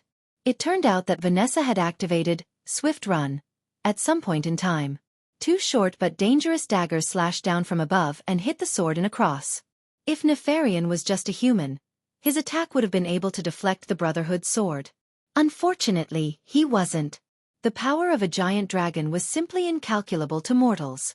Without any hesitation, Nefarian, who had transformed into Victor, slashed forward with his sword. Fortunately, Vanessa was no longer the ignorant little girl from back then. After experiencing many battles, she also had rich experience in fighting enemies. As a mortal female thief, it was impossible for her to compete with a humanoid dragon in terms of strength. She took advantage of the recoil from her daggers and somersaulted over Nefarian's head, waiting for an opportunity to stab him in the back. However, before Vanessa launched a new attack, the remaining 4 of them still had to face the terrifying sweeping attack. Bearing the brunt of the attack, Vanessa relied on the agility of a ranger to lean back and dodge the attack by a hair's breadth. Duke was so nervous that his heart almost jumped out of his throat when he saw the Brotherhood almost cut Sasha's flesh. Next was Ilusia. She chose to use Flash. In theory, with a flash of arcane light, she would appear 20 yards behind Nifa. However, the space magic that Duque could still use just now suddenly failed. A surge of shadowy energy that was as vast as the ocean easily disrupted the other elemental channels in the surroundings. Nefarian was bathed in flames. That was the radiance of the shadow flames. His dark power was forcefully eliminating all the power that did not belong to the shadow flames. Ilusia's flash was ineffective. Time seemed to have frozen. Duque had to make a choice. With his strength, this concentration of shadow power was not enough to prevent him from using flash.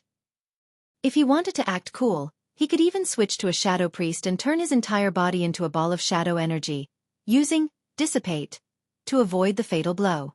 Perhaps Ilusia's ice barrier could barely block the sword, but whether a radiant moon level could withstand it was still a question. Besides, no matter what, as a pure commandment priest, Kalia was doomed. Duque could even see the despair and pleading on Kalia's face. Her red lips opened slightly, as if she wanted to say something. Duque knew very well that Kalia was not begging him to save her. She was telling Duque to run first. At that moment, Duque felt a stab of pain in his heart. F***CK. Abandon a woman and live alone? Even if I lose all my moral integrity. I can't even break my last principle. Once a man's spine collapsed, he would never be able to straighten it again. Sacrifice a woman in exchange for saving yourself? Am I still a man? Unknowingly, a bright golden light appeared in the huge dark cover that Nefarian had created. This light had nothing to do with justice. It had nothing to do with holiness. It had nothing to do with smiting. It was purely a man's sense of duty to protect his woman. Scram! No one thought that a mere mage like Duque could let out a roar that was even more shocking than thunder. They saw Duque holding a platinum awl in his left hand and his newly upgraded spiraling sword in his right. He was the first to pounce on Nefarian. Some people exclaimed. Some people were in despair. Some people did not believe it. Some people closed their eyes. No one believed that a mere mage like Duque could use a close-range weapon to defeat a humanoid black dragon that was skilled in martial arts. Even if Duque had killed Archimonde as a battle mage, even if Duque had perfected his backstab, it was still not a head-on fight. Could Duque do it? If he couldn't, wouldn't the team lose their leader? Everyone held their breath as they watched the development of this scene. Suddenly, the situation, which was similar to an egg hitting a stone, took a shocking turn. Duque's movements suddenly sped up, while Nefarian's movements seemed to have been slowed down by many times. Acceleration. Deceleration. And the wrath of the dragon, that Duque had not taken out yet. No one knew why the wrath of the dragon that Duque refused to take out just now was taken out now, and it even worked. That's right. Duque's swordsmanship and strength were not as good as Nefarian's. However, as long as Nefarian's strength and speed were reduced to the same level as his, Duke wouldn't be afraid no matter how good Nefarian's swordsmanship was. If he had the ability to use his two-handed sword to pick his teeth, Duke wouldn't be afraid at all. The spiraling sword that was filled with divinity of fire and wind suddenly spun like a drill, and with a piercing hum, it hit the center of the sword of the Brotherhood. The strong rotation actually caused the Brotherhood's sword to fly out.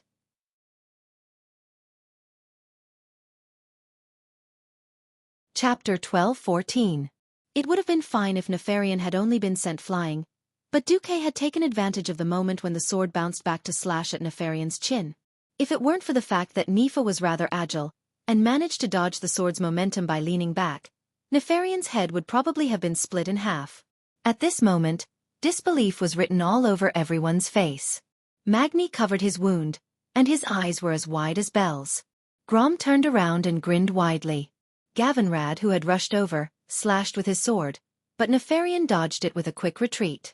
The Black Dragon King's dodging was too big. It was like a sliding step, and he slid back more than 10 meters while maintaining a half-squatting position. Impossible! How did you know?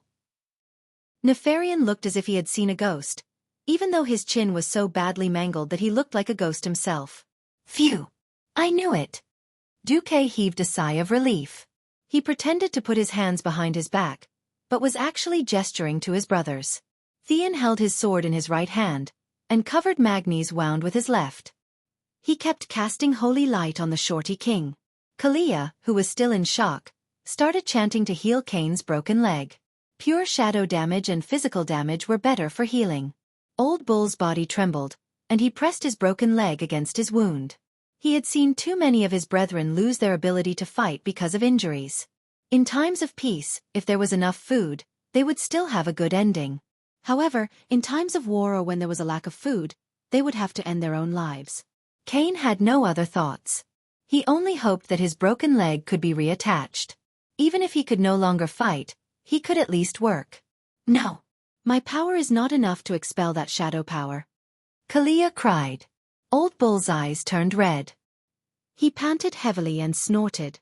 He propped himself up with the totem pole. Grom, do you still remember what I told you before we started the battle? Shut up. The battle is not over yet. If you want to say something, you should say it yourself. I will not be the sinner.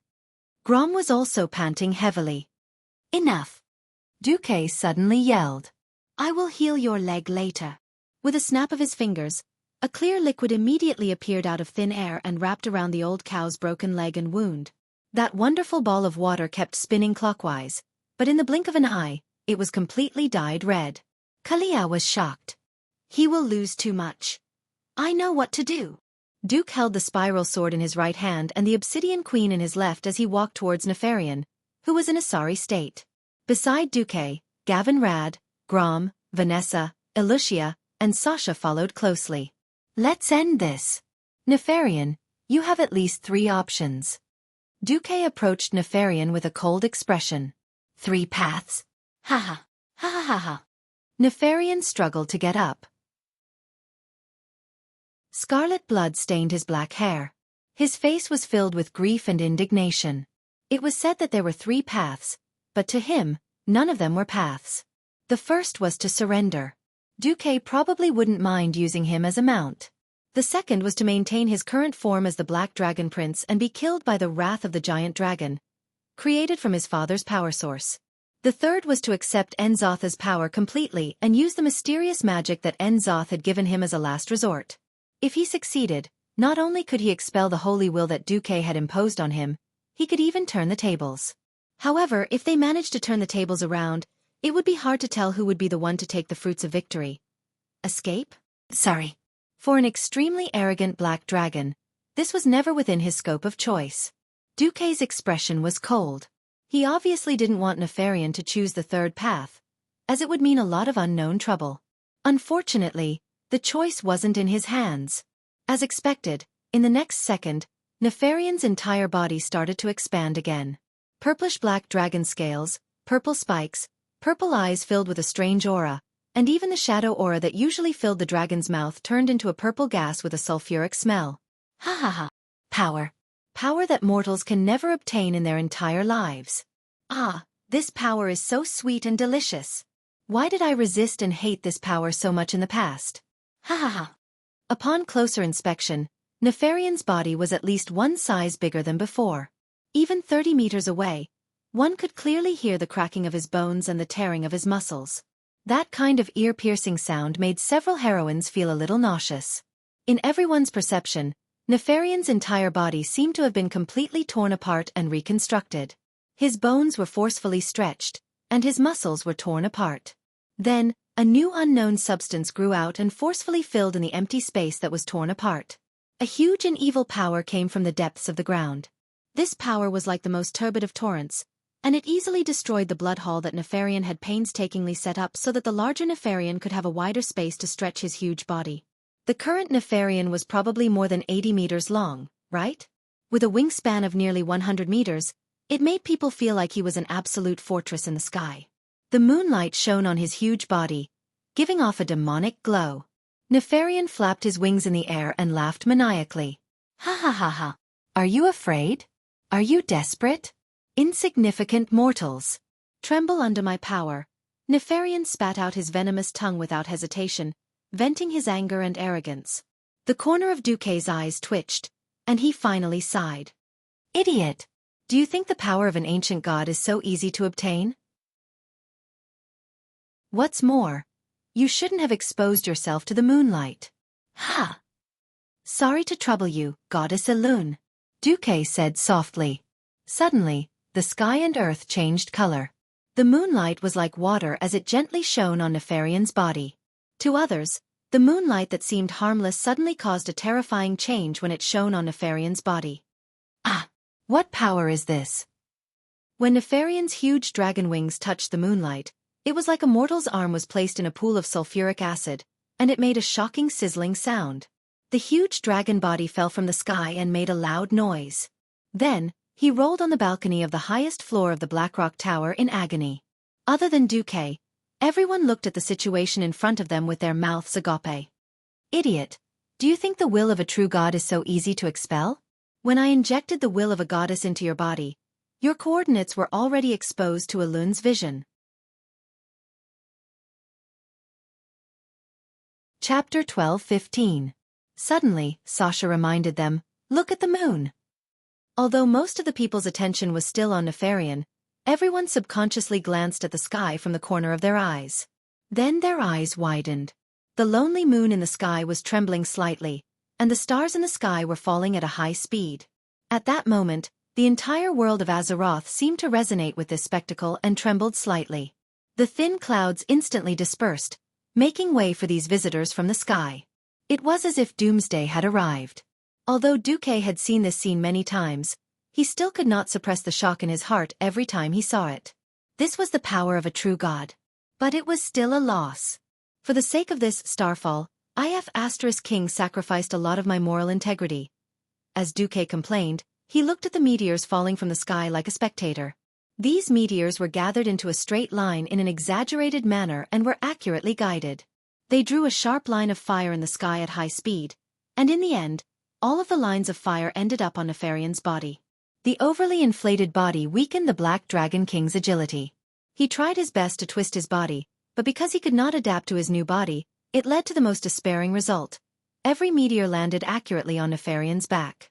The first two were blocked by the evil magic that erupted from his body, but from the third one onwards, he could only block it with his flesh and blood. Bam! Bam! Bam!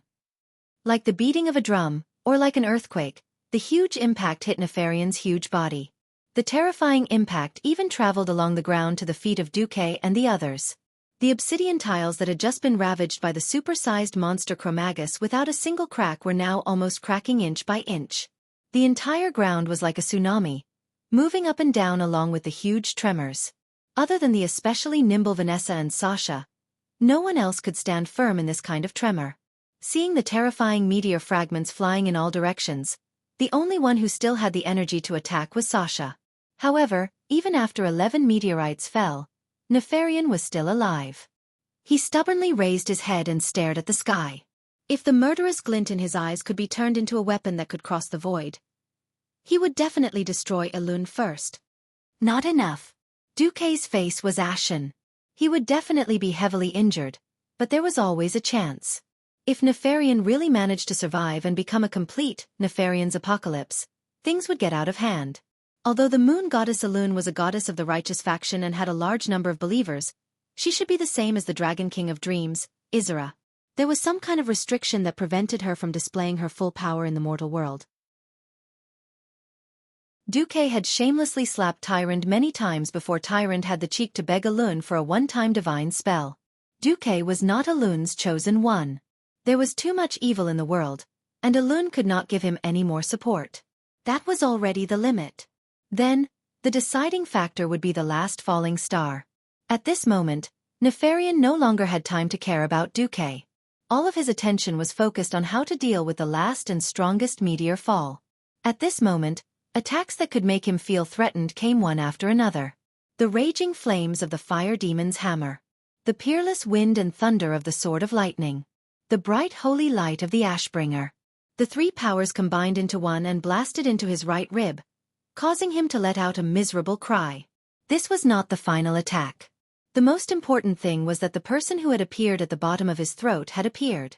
Xueqi held a dazzling dual divinity artifact sword in his hand, and suddenly pierced his throat. No! Every drop of magic power in all of Xueqi's magic circuits was on the line. He did not hold back in this attack, and it produced a destructive force that was enough to kill. Nefarian instinctively wanted to avoid this attack. Even with his evolved purple scales, it was impossible for him to block Xueqi's attack. However, when his neck was 3 meters back, he was horrified to discover another problem.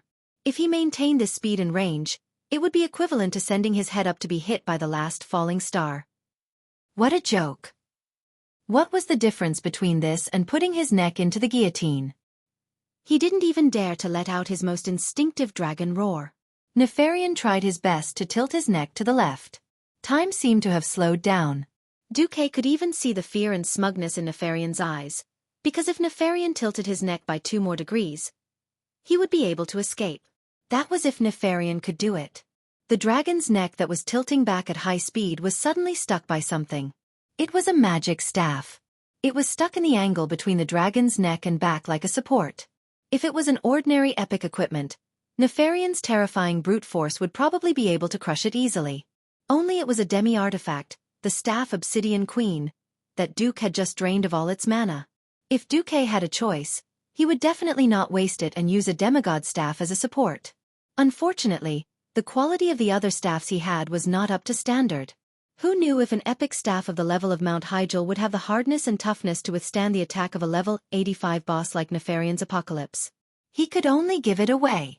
A mage's hand secretly stuck the falling star on Nefarian's spine. This little trick made Nefarian's movements slow down for 1/10 of a second. Just 1/10 of a second. But it was exquisite to the extreme. Xueqi pressed against Nefarian's chin, and sent the head of the Black Dragon King right under the falling star. Boom! It was a huge collision that could shatter heaven and earth. The dazzling light flashed so brightly that none of the heroes dared to look at it. The scattered sand and stone fragments easily turned the surroundings into a mess. Cough, cough, cough. The sand and dust naturally caused people to cough. After a moment of panic, Gavin Rad was the first to react. Storm! Blow them away! With a wave of the wind sword, all the smoke and dust were blown away, revealing Nefarian's huge dragon corpse. Everyone could see that Nefarian's head had fallen off. Obviously, the current Black Dragon King that had all kinds of cruel scientific inventions was dead. Hooray! We won! Where's Xueqi? After instinctively cheering, everyone panicked again. He helped. Xueqi was soaked in a pool of thick black dragon blood, almost drowning.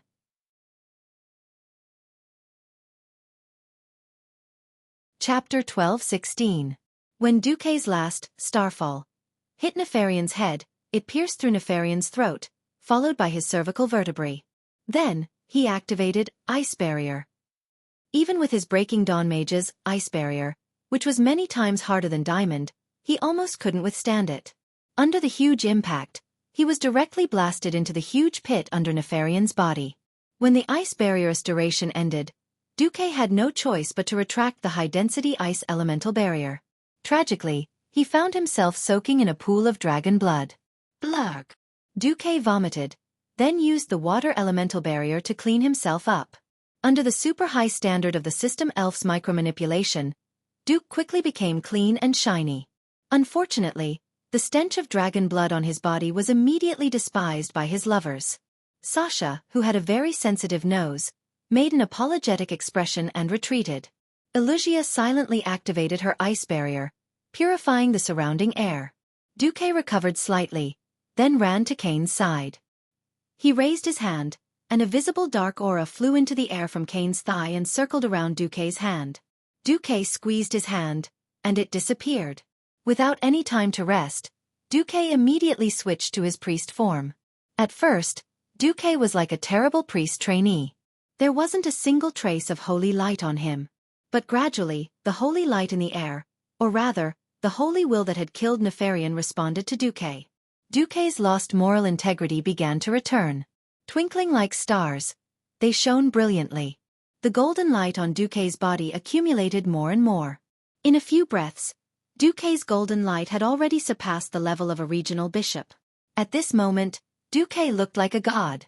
He was bathed in holy light, and his face was filled with kindness and love. His voice suddenly became magnetic and confident. The holy light will not give up on any warrior who fights against evil. With that, Duque opened his eyes. In his mind, the physiological knowledge he had learned in middle school, as well as the structure of the human body, were forced to appear in his mind by the system. From the system scan, Duke could see the flow of blood in every vein as if he had X-ray vision. In this era where there was no knowledge of anatomy, it was almost impossible to reattach a severed limb.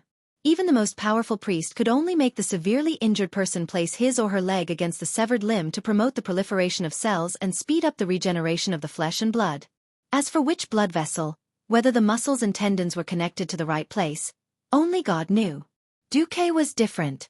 He condensed ice with his bare hands, and created two perfect ice tweezers in the air.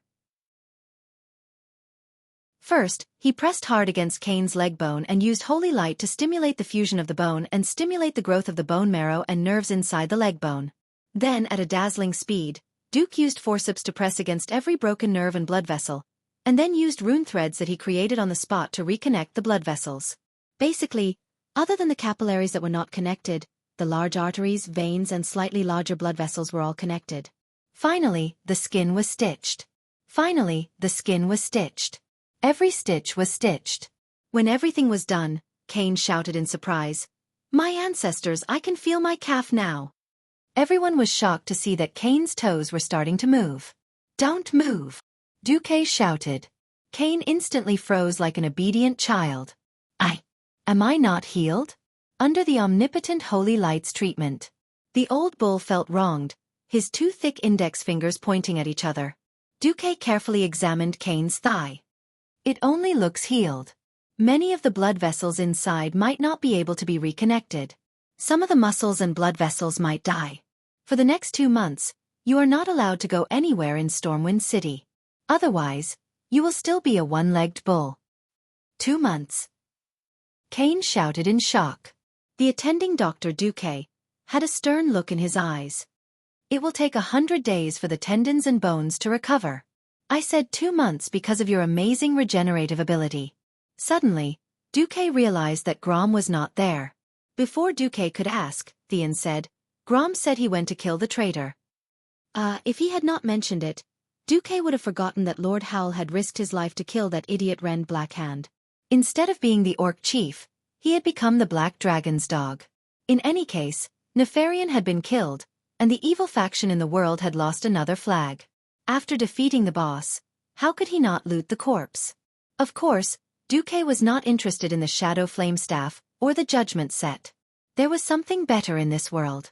Although the best equipment was bound to the soul, it could still be taken away as long as the owner was not decided. The hero team could not use it, but there were second-rate and third-rate people waiting for it. The only surprise was that Duque had found something incredible in Nefarian's dimensional bag. It looked like an ordinary great sword of the Brotherhood, but the result of the system scan was Reforged Dosh Candy, Great Sword of the Brotherhood. Although the quality of this sword was still epic, in the game, it was an exquisite item that could only be found in level 85 dungeons. It would not be an exaggeration to say that it was the best sword below divine weapons. Good sword. Unfortunately, no one wanted to use it here. Everyone here who could use a two-handed greatsword basically had a divine weapon. There was no such thing as an outdated divine weapon in this world. As long as they had better materials, they could increase their damage by another level. That was why no one wanted it, so they simply left it to Xueqi to handle. Xueqi casually put away the great sword and looked at his palm. At this moment, 3 gloomy flames floated in the air less than 5 centimeters above his palm. The divinity of fire and wind and thunder were collected earlier, and the new divinity of shadow was the spoils of war from killing Nefarian. Xueqi did not expect that he would have such a high affinity with the shadow element. Now, it was Xueqi's turn to be troubled. In this world, even the moon goddess Alun, whom he was most familiar with, would not tell him how to become a god. That was because every path to godhood was unique. But even a fool knew that the more types of divinity one obtained, the harder it would be to integrate them all. Moreover, a god with fire, wind and thunder, and shadow. What kind of god was this? Duke's head started to hurt. Just as Xueqi was thinking, Grom, who was covered in blood, returned. The blood-stained Bloodhowl hung behind Lord Howl. Even though he was a little old, even though his hair was a little white, even though one of his hands was broken, Lord Howl was still Lord Howl. The hideous head in his remaining right hand said it all. Raising Ren Blackhand's head high, Lord Howl roared, Loktar Ogre!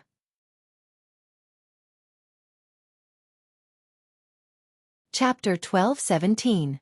Loktar Ogre. If we don't win, we'd rather die. It was a sentence that made one's blood boil no matter how many times they heard it. It had long surpassed the meaning of words and had become a symbol, a totem, a symbol that represented the will of the orcs. To be honest, as long as there was a break in the war, Xueqi had at least a dozen ways to destroy or even destroy the horde.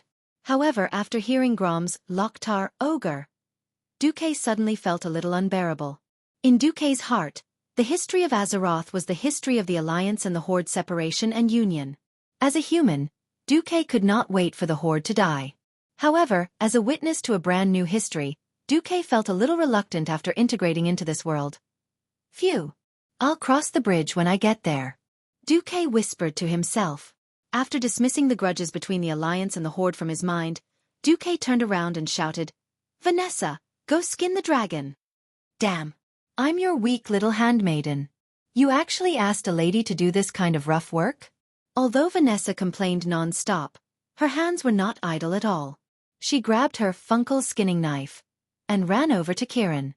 Just as Vanessa got close to Nefarian's huge purple body, something unexpected happened. Rumble.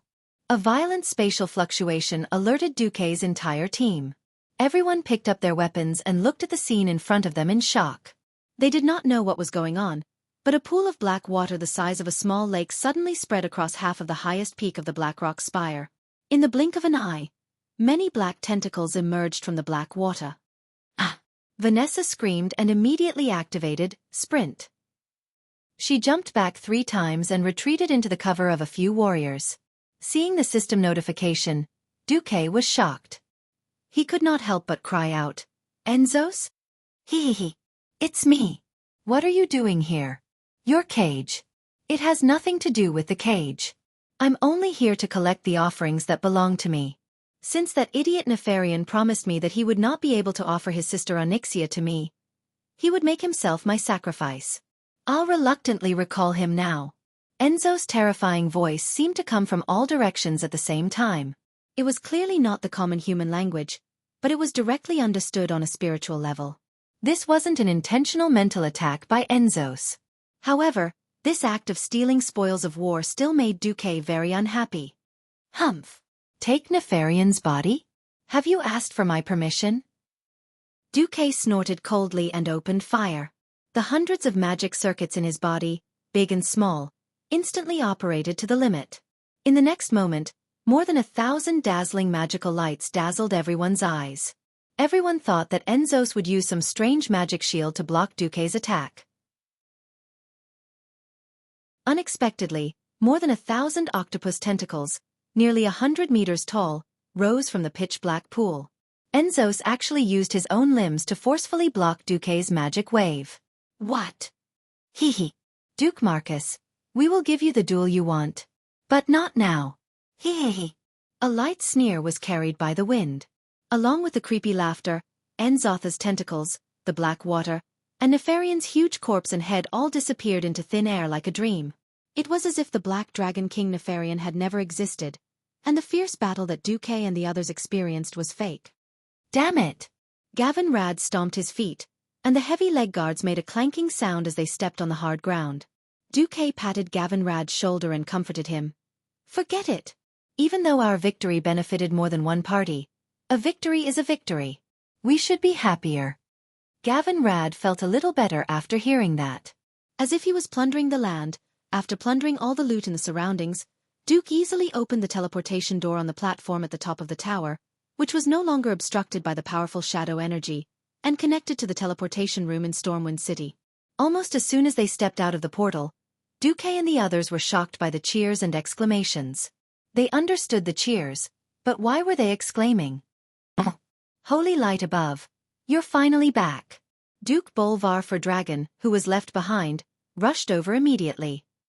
What's wrong? Bolvar, what happened? Something big. Of course it's something big. A week before Duque and the others returned, something big happened in the Alliance. The cause of the matter was originally a small matter that did not seem serious. When Naxxramas was wreaking havoc all over the world, Alexandros Mograine, who had announced his retirement to the second line, had no choice but to take up the heavy responsibility of defending the holy city of Stratholme. On this day, his eldest son, Reynold, found him. Father, I want to propose to Sally. What? Alexandros was shocked when he heard this. The next moment, a wave of anger filled old Mograine's face. You unfilial son. Say that again if you dare. Reynolds was shaken, but his desire for love drove him to his head, and he roared recklessly. I like Sally. What's wrong with that? We've been together since we were young, and I love her. I want to make her my wife. What answered Reynold was an angry punch from his old father. The fist, which was filled with holy light, sent Renaud spinning in the air before he fell to the ground in a sorry state, knocking over a pile of tables and chairs. You bastard! Sally Whitemane was entrusted to me by my comrade before he died. She's my stepdaughter. In Lord Darren's household register, her name is in my children's column. If she wants, she can even inherit my surname, Mograine. Alessandro gave his eldest son a hard kick. She's your sister. Legally. On the basis of justice. You actually want to defile her? You're raping her. Are you crazy or what? Faced with his father's roar, Reynold argued. I'm not related to Sally by blood. Shut up. You've learned the way of the holy light for so many years. What did you learn? Alexandros was furious. No. This has nothing to do with the holy light. I love her. Father, let me ask you, if she wasn't your daughter, would you allow me to marry her? Reynold roared. Old Mograine paused for a full 3 seconds. His livid face finally squeezed out 3 words. No. You deserve it.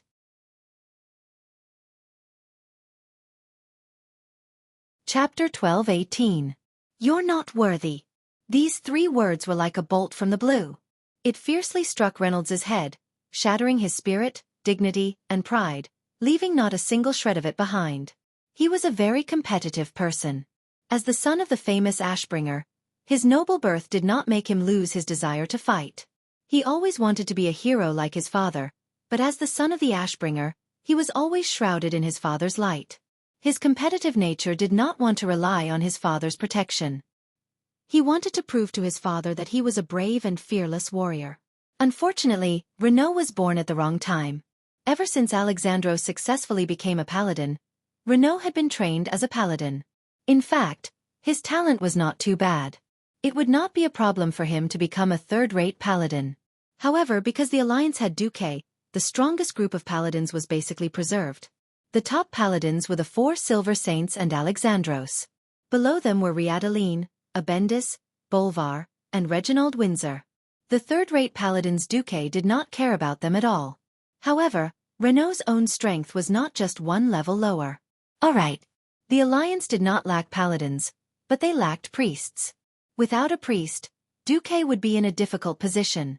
Not only did he have to use Benedettas, who he knew was a scam, Duque did not hesitate to drag Kalia along. In the end, he remembered that Sally did not fall into the Scarlet Crusade in this life. In the end, Duque, who was roping in able-bodied men all over the world, captured Sally as well. As a result, after the Molten Core expedition, Sally Whitemane, who was Renault's childhood friend, suddenly became the new heroine of the Alliance. The entire Holy Church was singing Sally's name. What new generation saintess, what hope of the Holy Light, it was as mushy could be. Without comparison, there would be no harm. The adopted daughter that he brought back became a hero, while his own son looked like a mediocre paladin. It would be strange if Alexandros had a good expression. The old man did not approve of Renault's performance. He found fault with his son everywhere and often reprimanded Renault in public. This made Renault, who was extremely proud, very unhappy. In fact, the great lord had always hoped that his son would become a true hero. Perhaps this was what it meant to be resentful of iron for not becoming steel. If it had been another family, perhaps the father and son would have been able to reach some sort of balance and continue to maintain their reputation. Unfortunately, their surname is Mograine. From the old Lordaeron to the new Lordaeron, from the Tarinas to the Kalia eras, their every move would be magnified infinitely. Almost on the same night that Renault was reprimanded, rumors began to spread in the city. High Lord Alessandro was going to abolish the elder and replace the younger with the younger, so that his youngest son, Darian Mograine, would inherit the title. He was even going to take back the famous Ashbringer. When Theon retired, Darian was Alexandros' youngest son. Like most families, Alexandros loved his youngest son very much, which also caused Reynolds to be extremely jealous of his younger brother. 3 days later, Reynolds suddenly came looking for his father. Marshal Mograine. The scourge has been spotted upstream of the Soderil River, west of Stratholme. In the military camp in the city, Reynolds rushed back with a scout who was half covered in blood and had been hit by a dark magic spell. Alessandro immediately stood up and clapped his hands, using exorcism, to expel the dark power from the scout's body. What? How many soldiers are there? About 3,000 normal bones, 500 ghouls, more than 20 low-level death knights, and a possibly mid-level lich, the scout replied weakly. Alessandro handed the scout over to the army's priest and took out an epic weapon from his dimensional bag, the Hammer of Fate, that looked like 2 large bones attached to a stick. This crimson weapon was not just a little bit inferior to the Ashbringer he used before, but it was still an item of Mount Hygel level, so it was passable. Gather the mobile troops on duty. Move out immediately.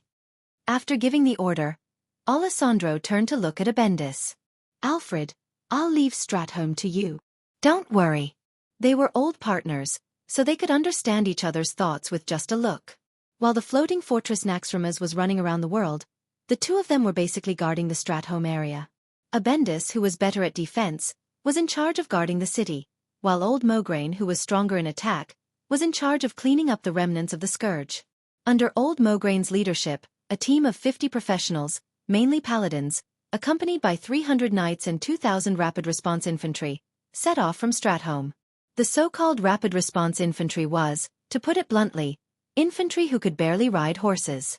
Their skills were not enough for them to fight on war horses, so they purely used horses as a means of rapid movement. When they got close to the battlefield, they would dismount and fight in traditional infantry phalanxes. Originally, when Duque set up this unit, he wanted to call it the Dragon Cavalry according to the customs on Earth. However, he was strongly criticized by a certain queen from the Sleeping Dragon Temple. How dare they call themselves Dragon Cavalry without riding dragons? In the end, they changed it to the Rapid Response Infantry. In flat areas, the Alliance had basically deployed tanks, but in areas with complex terrain, where gnome helicopters had not yet been popularized, the traditional Griffin Knights and cavalry were still the most useful. The scourge was the most troublesome thing. Once it appeared, it would spread like the plague if it was not put out immediately. If they did not leave it alone for 3 days, the scourge could turn all living people within a radius of hundreds of kilometers into zombies. Ordinary local armies had no way of dealing with the remnants of the scourge. The only thing they could do now was to improve the warning system as much as possible, and then use the elites to wipe them out. Under the reconnaissance and guidance of the Griffin Knights, old Mograine and his team quickly arrived at the scene. What made them angry was that the scourge was planning to pour pots of unknown green substances into the river. Needless to say, it was most likely a deadly poison. This made Old Mograine furious. The Soderir River was not only the dividing line between the East and West Plaguelands, but also a very important lifeline for the entire Lordaeron kingdom. The water that flowed from its source ran from north to south across the entire Lordaeron kingdom, and its tributaries watered 70% of the kingdom's farmland. Not only that, but in the middle of the river was a very important inland freshwater lake, Lake Daramir. Not long ago, Xueqi had reached an agreement with the Hydrothean water elemental. The water elemental had sent experts to purify Lake Daramir and turn it into Lordaeron's most important freshwater fish farm.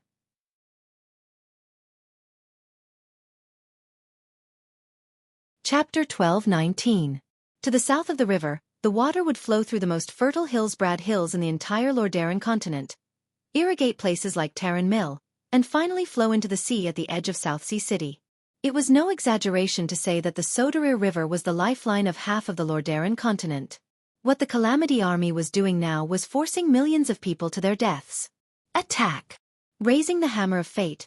High up, the entire Rapid Response Force looked down from the sky and turned into a huge arrow that charged toward the Calamity Army by the river. The charge of thousands of warhorses created the momentum of an army of thousands. The earth was shaking, and the sky was shaking. Kill these bones! The soldiers' blood was boiling. Following the famous hero Ashbringer Mograine, to charge was the battle they pursued. Even if they were led by the nose by the Calamity Army, they still chased after each battle without hesitation. Because every battle against the undead was given honor. This was a battle of honor to protect their families and the beautiful creatures of this world. Due to the limitations of their talents, they would never have the chance to step into the realm of heroes and participate in the epic battles that were praised by bards for thousands of years. They were only mortals. However, even if they bled to the last drop of their blood, they would never regret it. This was because the great commander of the Alliance, Duke Marcus, once said, "Those who use their lives and souls to protect their beliefs and hopes are already heroes. Your heroic deeds will always be worthy of respect." This sentence inspired them every day, every moment, every minute, and every second. Mortals could also use their powers to protect this world. Charge! Alexandros led Renaud and the Paladins and took the lead in breaking through the enemy's formation. On the two flanks behind them, the Alliance's lieutenants had the infantrymen slow down and dismount 200 yards away from the enemy. After a short jog, a neat battle line that could be measured with a ruler was formed. When the battle began, it was already an invincible battle formation that could sweep away all obstacles in its path. The infantrymen followed closely behind the cavalry and spread out a battle line that was 500 meters long. They used one-handed hammers and other blunt weapons to destroy every undead that blocked their way. Everything was going smoothly until they went deep into the enemy's formation. Suddenly, they realized that almost every inch of land on the shore and the place they had just rushed through was shaking. Countless undead crawled out from the ground. A trap? Alexandros was shocked. If it was just low-level undead creatures like zombies and skeleton soldiers, he wouldn't care if there were hundreds of thousands of them. The important thing was that they were all intermediate undead at the level of bone devils and ghouls. They were also accompanied by a large number of hatred beasts and zombie dogs. This was not an enemy an ordinary soldier with a demon slayer enchanted longsword could deal with. Everyone head south. Old Mograine raised Hammer of Fate and pointed south. Hee. It's a wise judgment, but unfortunately, it's meaningless. Along with a cold laugh, Kel'Thuzad's undying figure wrapped in an evil aura appeared on top of a small hill in the direction they came from. A large number of high-ranking Death Knights and high-ranking liches appeared from all four directions, and the ones leading them were people that Alexandros was familiar with. You! Old Mograine's voice was choked with emotion. The few people that came into view were all powerhouses that he had high hopes for. They were just a little bit away from stepping into the hero realm. Duchess Blamu, Sir Zeliek, Lord Kurtaz. Mograine had all worked with them before. He was even more clear that Blamu and Zeliek had developed feelings for each other and had become lovers after spending a long time together. He had wanted to attend their wedding after the Cataclysm attack, but who would have thought? Now they had undoubtedly stepped into the hero realm, but unfortunately, they were Death Knights. It was as if they were breaking through the waves and easily killed the elites trained by old Mograine. They reached Mograine almost effortlessly. Join us. You will become the head of the 4 horsemen of the apocalypse. Blamua's eyes were filled with dark magic and emitted a strange light. Old Mograine did not say anything and directly swung his warhammer at the 3 Death Knights. This was not the first time, nor would it be the last. As long as a comrade died and became an undying, then they would be enemies in another world. Ha-dash, Alexandros roared 3 times, and with each roar, he easily sent a horseman of the apocalypse flying. This power. Hee. Kel Thuzad looked at Old Mograine, and his red eyes flickered non-stop. Suddenly he attacked. Bind! Dozens of greenish-black chains of dark energy appeared from the void and bound Mograine tightly in an instant. What made the surrounding soldiers even more frightened was that Alexandros' eldest son, Reynold, actually stabbed his sword into his father's chest. The blade pierced through the joint under the left armpit, through the lung, and straight into the heart. No matter how thick the plate armor was, it could not protect this area. When Reynold's sneak attack broke through the thin layer of chainmail at the armpit joint, the result was already decided. It's over. Father. Your brutal rule over me is over. Ha ha ha ha. Reynold's eyes were red, with the same scarlet glow as Kel Thuzad's. At this moment, anyone would know that Reynold's soul had already fallen. At this moment, there was one less holy knight in the world, and one more death knight. Ha ha ha. Without you binding me, I'm finally free. Ha ha ha ha. Reynold laughed wildly. He did not notice the abnormality of his father's body. Alexandros, who should have been fatally injured and could not even speak, suddenly let out a long sigh. Yes. It's time to end. Although I always wanted to believe that you were not the second Arthas. What? Reynold was terrified.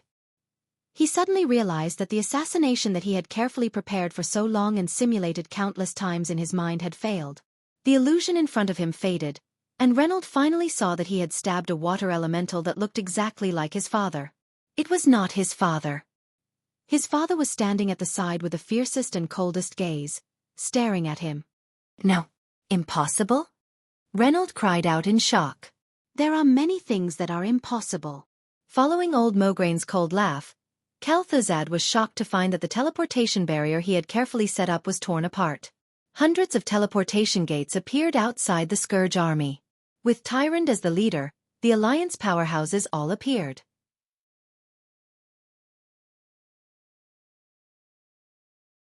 Chapter 12:20.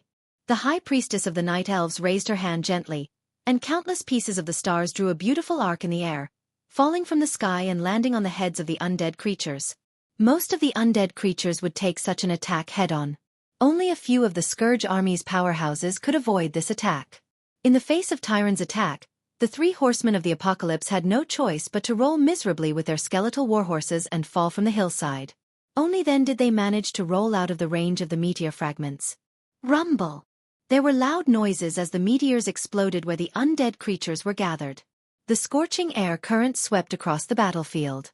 After a large number of bones were smashed into pieces, even the dregs were sent flying more than 10 meters away by the successive shockwaves. The remaining Rotterdam warriors exclaimed and gasped in surprise as they found that most of the undead creatures had been wiped out. Turalian, Sidan Dathrahan, and Abendis, the 3 paladin warriors, arrived at the same time. The holy light on their bodies was so dazzling that it was like 3 moving, blazing mountains of gold. All the impure creatures near them were swept into the golden light and completely melted. For the Lich! The newly born Death Knight did not even have time to use his soul to shout the slogan before he was completely drowned in the holy flames. Kel Thuzad watched as the Death Knights he was so proud of had their armors destroyed in front of him by the holy light, which was equivalent to high heat for the undead. Their hard and withered muscles, dry bones, and clumped-up internal organs were revealed. Then, the dark aura that lingered around their bodies was blown away as if it was evaporating. Finally, their entire bodies, along with their fallen souls, turned into ashes. The chief Great Lich under the Lich King was stunned on the spot. The Alliance's powerhouses had arrived at the right time. They were so accurate that they had arrived within seconds. This could not be a coincidence. Even if they had suddenly received a distress signal, they would not have had enough armor to wear in such a short time. How could they have mobilized so many powerhouses in one go? It could only be said that the Alliance must have received the news long ago and used Renault's rebellion to prepare a big trap for the Scourge army. If Kel Thuzad's sweat glands could still function, he would probably be sweating profusely by now. Kel Thuzad. Repent for what you have done to tarnish the sun well. Following Sylvanas' angry roar, an arrow emitting dazzling lightning seemed to shoot from the distant sky, easily hitting Thozad's magic shield. The whole space around the Grand Lich seemed to tremble slightly, and countless dark lines spread out from the point of contact between the magic shield and the tip of the arrow, intertwining with the lightning triggered by the power of thunder in a dazzling flash. The two forces intertwined and formed a huge net. In the next instant, more golden lights collided with the net. It was a long-range attack from the artifact, Quell Zarum. At that moment, the golden holy light and the purple lightning finally suppressed the dark and icy aura.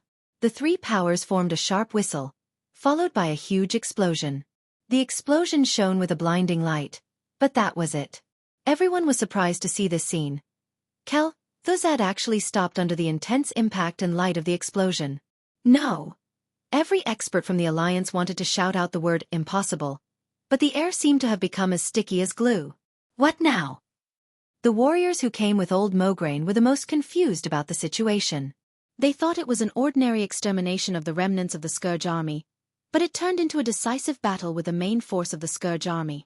They saw that Alexandros had the upper hand, but suddenly the son of the Ashbringer betrayed them and stabbed his father's vital point. It felt like a repeat of the tragedy of Arthas killing his father. They thought that it was going to be a tragedy this time, but who knew that the experts of the Alliance would arrive and turn the situation around again? Who knew that when the Alliance saw that they had the upper hand, it was as if time had stopped? What was it this time? To the surprise of all the living, the Scourge army also heard cries of surprise. They saw the faces of the Death Knights with bewildered expressions. An evil will from the faraway stars, from the darkest void of the universe, had descended. When the projection of the huge will descended on this battlefield, the space shook. The length and width of the battlefield were at least 3,000 meters, and it could collapse at any time because it could not withstand the huge pressure. In their field of vision, the entire shoreline of the wide and turbulent Soderil River was twisted like a fried dough twist. The sand and stones on the ground floated into the air as if they were defying gravity. The wide battlefield had become the most incredible and strange space. The rapid river slammed against the riverbank, and there should have been a loud sound like a huge wave hitting a reef, but no one could hear any sound. The only sound that everyone heard was a strange sound. If one had to describe what this sound sounded like, it could only be said that it sounded like a monster with a big mouth chewing a large amount of glass shards in its mouth. The will that stood at the pinnacle of evil had an extremely strong pressure that spread in all directions. It made the low-level undead creatures fall to the ground and tremble, not daring to move an inch. The middle and high-level undead creatures lowered their heads and did not dare to look directly at the projection. The faces of the mortal soldiers were all pale, and their foreheads were dripping with cold sweat. Their eyes had turned dark because of extreme fear, and they could not see anything. Their hearts were like a lonely boat drawn into a terrifying whirlpool that could capsize at any time and drown in the endless tide of death. The one that appeared was one of the three heads of the Burning Legion, Kill Jaden. The huge red demon leader laughed sinisterly. Yo! The ants that dare to defy the will of the Legion, and the despicable traitors that dare to betray me, it's time to settle accounts. Ha ha ha ha. Accompanied by the demon's wanton laughter, everyone on the battlefield was horrified to find that the space was distorting further. Kill Jaden seemed to want to tear the entire battlefield into pieces, or throw it out of the world of Azeroth. Get closer to me, Ronan shouted. Spatial magic was not Ronan's specialty. As a genius in the arcane system, Ronan also had good attainments in spatial magic. Especially under Duque's guidance, Ronan was instilled with a large amount of ordinary astronomical knowledge that he thought was common knowledge. To a native of the world of Azeroth, this was undoubtedly a great awakening. Ronan's spatial magic improved by leaps and bounds because of this. It was obviously unrealistic to protect everyone from the demon leader's shocking conspiracy. The only people Ronan could protect were the strongest people around him.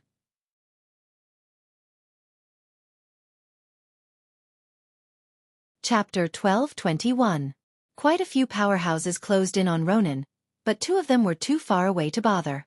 This was because Sylvanas and Tyrande were already in front of Thozad. For Quell Salis. Sylvanas angrily attacked Thozad. She would never be able to forgive him. Even if Thozad didn't personally harm her people, she would still be able to do so. However, it was to resurrect this bastard that Arthas slaughtered a city, burned Eversong Forest, destroyed Silvery Moon City, and destroyed the Sun Well. Fool! Even in this state, he still wanted to destroy his enemy first? Kel'Thuzad's skeletal eyes flashed with red light. Even though the surrounding space was almost stagnant, and he was in the center of the time stop, the frost-like white spell runes still flashed above Kel'Thuzad's white fingerbones one after another. He stretched out his hand and pointed at the void, instantly freeing himself. Kill Jaden. If you were in Azeroth right now, you might really succeed. The Lich grinned, his white lower jaw seeming to make a mocking expression. The Great Lich's huge fingerbones pointed, and the white runes burned like flames. It burned fiercely, forming an illusory ice scepter. This scepter was like a battering ram, and with a wave of Kel'Thuzad's arms, it slammed into the void heavily. It was clearly a scepter, but it was full of violent aesthetics. The impact it produced was so strong that the void in front of everyone slightly paused. Void Recall. This evil spell could instantly destroy the spatial shackles of the same level or even higher than the caster, teleporting the caster to a previously designated location. However, like all other emergency escape spells, the backlash was equally shocking. Even with Kel'Thuzad's strength as a Breaking Dawn Great Lich, he would inevitably be greatly injured after returning. On the other side, Tyrant glanced at Ronan in the distance, who had already used a purple arcane shield to cover several people. She knew that there was no time to lose. Suddenly, she was wrapped in a milky white light, and her whole body shot out like an arrow. She grabbed Sylvanas and slammed into the light produced by Kel'Thuzad's teleportation. You!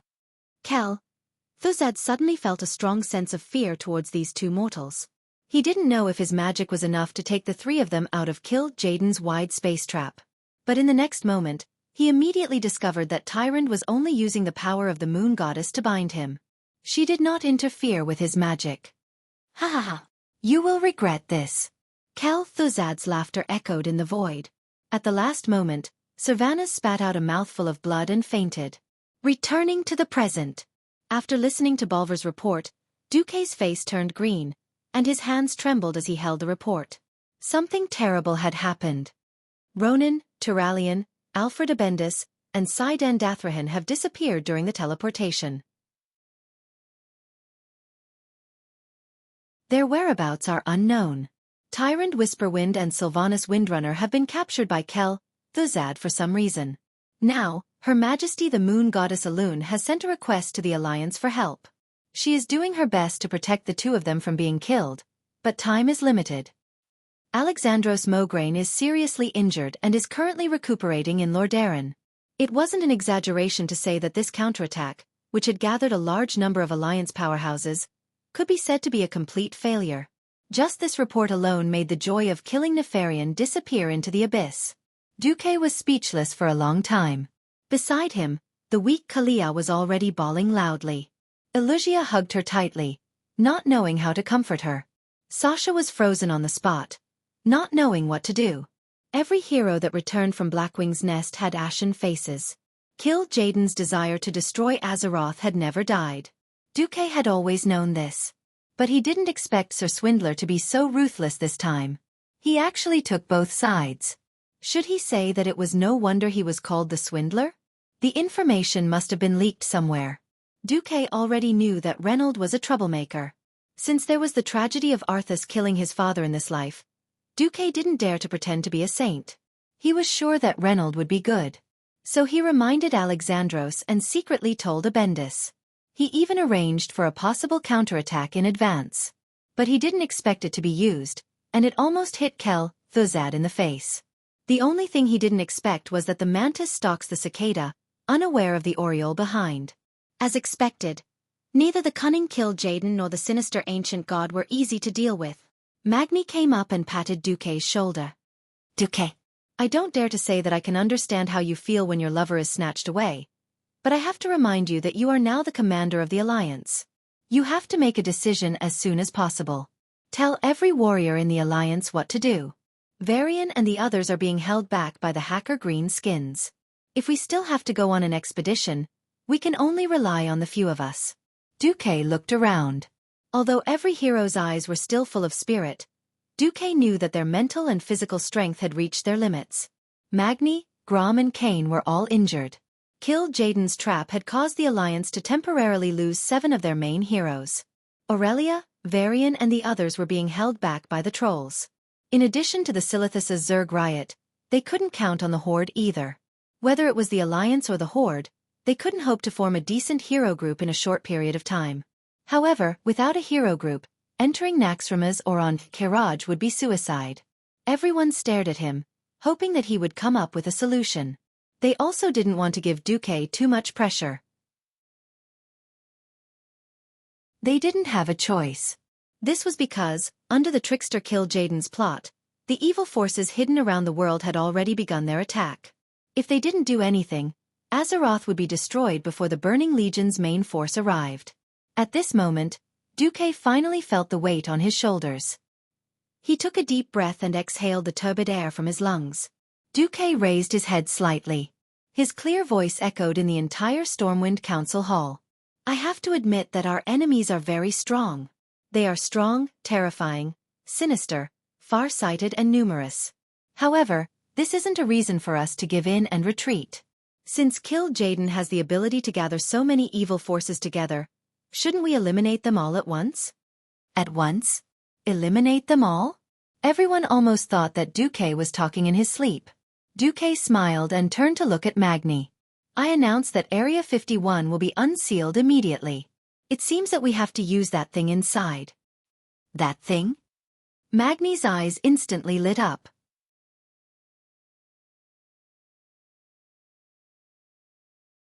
Chapter 1222. Area 51. DuPont's Bad Taste. This was a top-secret area that only relevant craftsmen, scientists, and secret troops would enter.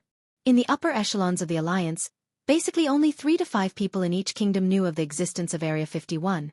However, thinking about Xueqi, the dwarves, and the gnomes, he had a rough idea of what was going on. My plan needs support from many parties. I'll summon the Dalajan Kirin Tor and Jurban urgently. Before that, I'll go look for Elune. Xueqi ran to the Church of Elune in Stormwind City as if his butt was on fire. As a liaison and part of the strengthening of the Alliance, Stormwind allowed Elune to preach in the kingdom. Thus, a small temple of the Moon Lady was built in a corner of the church district. Under the guidance of the priestess, Xueqi came all the way to the roofless main hall. Even during the day, Xueqi could easily sense the will of the goddess. Duke Marcus, you're here. No matter how many times the goddess gaze always gave Xueqi a sense of peace. Yes, goddess. I'm eager to know about my lover. They're both fine. My power is still protecting them for now. But you, who experienced the ancient war, know that my protection is never perfect. Xueqi was a little silent. Yes. He still remembered that in the ancient war, the Eridar Gemini had only forcefully dragged Tyrande back to the twisting nether. This had cut off Tyrande's connection with Elune, and then easily destroyed Tyrande's mental defenses. If not for Xueqi playing infernal affairs in the Burning Legion and becoming a Void Lord, there might have been a fallen demoness called Tyrande Whisperwind in this life. Xueqi sighed. Kel, Thuzad and Earthies wouldn't dare to go to the twisting nether even if they had 10,000 guts. Elune's illusory figure also sighed. I hope you know that Sylvanas Windrunner is not my priestess. My protection is not perfect for her. I'll do it as soon as possible. Xueqi gritted his teeth. You have a month. Elune nodded. Xueqi did not even dare to imagine how much divine power it would take to protect the high priest in the enemy's formation, but he also had to bring along a burden. In any case, Elune couldn't be more kind. Xueqi knew that this was all because he had once saved Azeroth. Xueqi bowed deeply. Thank you very much. I don't need your gratitude. I just want to punish Thun this time. Their craziness. Sigh. Although Elune and Thun and the other ancient gods were known as gods, they were completely different. Thanks to Daddy Blizzard's crazy setting changes, he had a good habit of eating his own settings. Xueqi, who had arrived a few years earlier, didn't know whether Elune was an ancient deity, an Azeroth astral soul, or a titan. In any case, they were the best allies on the side of justice. At this moment, in Naxxramas, if Kel, Thuzad still had balls, he'd be in a lot of pain. In the core area of Naxxramas, there was now a terrifying specially made prison. 8 liches stared at the pair of beauties cuddling together in the middle of the prison day and night. Of course, For a group of liches who no longer had a penis, no matter how beautiful a mortal woman was, it had nothing to do with them. I advise you to give up quickly and join the great Lich King. You won't last long. I will make one of you a Dark Ranger general, and the other my right-hand man. Kel-Thuzad persuaded them to surrender. In the center of the Lich's vision, two beautiful women were hugging together, their red lips almost touching. If one didn't pay attention, they would really think that the two had been dead for a long time. In the eyes of the Undying, it was another scene. The two's heartbeats were very slow, but their vitality was still strong. Their small noses gently touched each other, and after about a minute, a long and small breath came from one of their nostrils. It was purified by the power of the moon goddess on the surface of their bodies, and then inhaled into the other's nostrils. This was a state of suspended animation, similar to hibernation. Kel-Thuzad gritted his teeth in hatred. It was bad enough that he was tricked by killed Jaden, but he actually let two living people hitch a ride and escape. If he could kill the two of them and turn them into Undying, it would undoubtedly be a big success for the Scourge army. After all, they were the leaders of two kingdoms. Who knew that Elune would not hesitate to use a huge amount of divine power to forcibly transmit her power to protect the two of them? Kel-Thuzad was mad. He used abominations to cut them, and a large number of liches to grind them. He tried almost everything, but he couldn't hurt the two women in the slightest. Originally, he wanted to starve them to death, but who knew that they actually had a way to enter a state of suspended animation, successfully stalling for time. Obviously, with his Breaking Dawn strength, he couldn't shake the protection of the moon goddess. Bastard! When the Great Lord wakes up, it will be the day of your fall. Kel-Thuzad could only hope that Arthas, who had fused with the Lich King Nazul, would wake up. Unfortunately, that seemed to be something that would happen in the indefinite future. After Arthas put on the Lich King's helmet, her entire body and soul were sealed on the frozen throne, and there was no more sound. The fusion of souls was very complicated, and no one could tell how long it would take. Kel-Thuzad could only wait.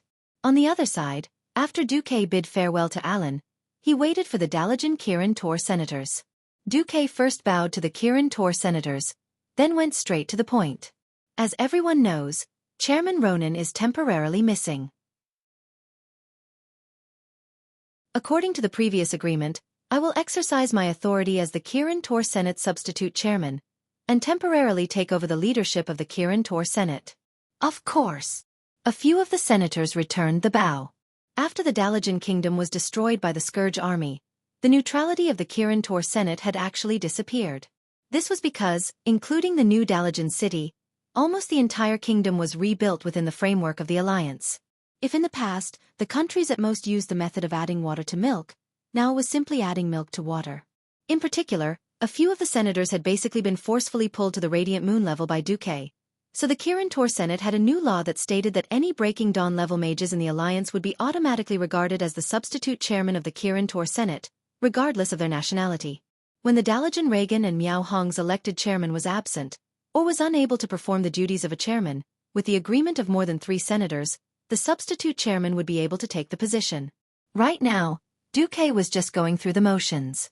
After a few words, Xueqi's long title had an additional Kirin Tor Senate. Very quickly, the great gnome craftsman Jurban Mekatok arrived. Xueqi looked around, looked at Jurban, Magni, and the few Kirin Tor Senate members, and said in a clear voice, "I announce the sky-breaking plan. Activate."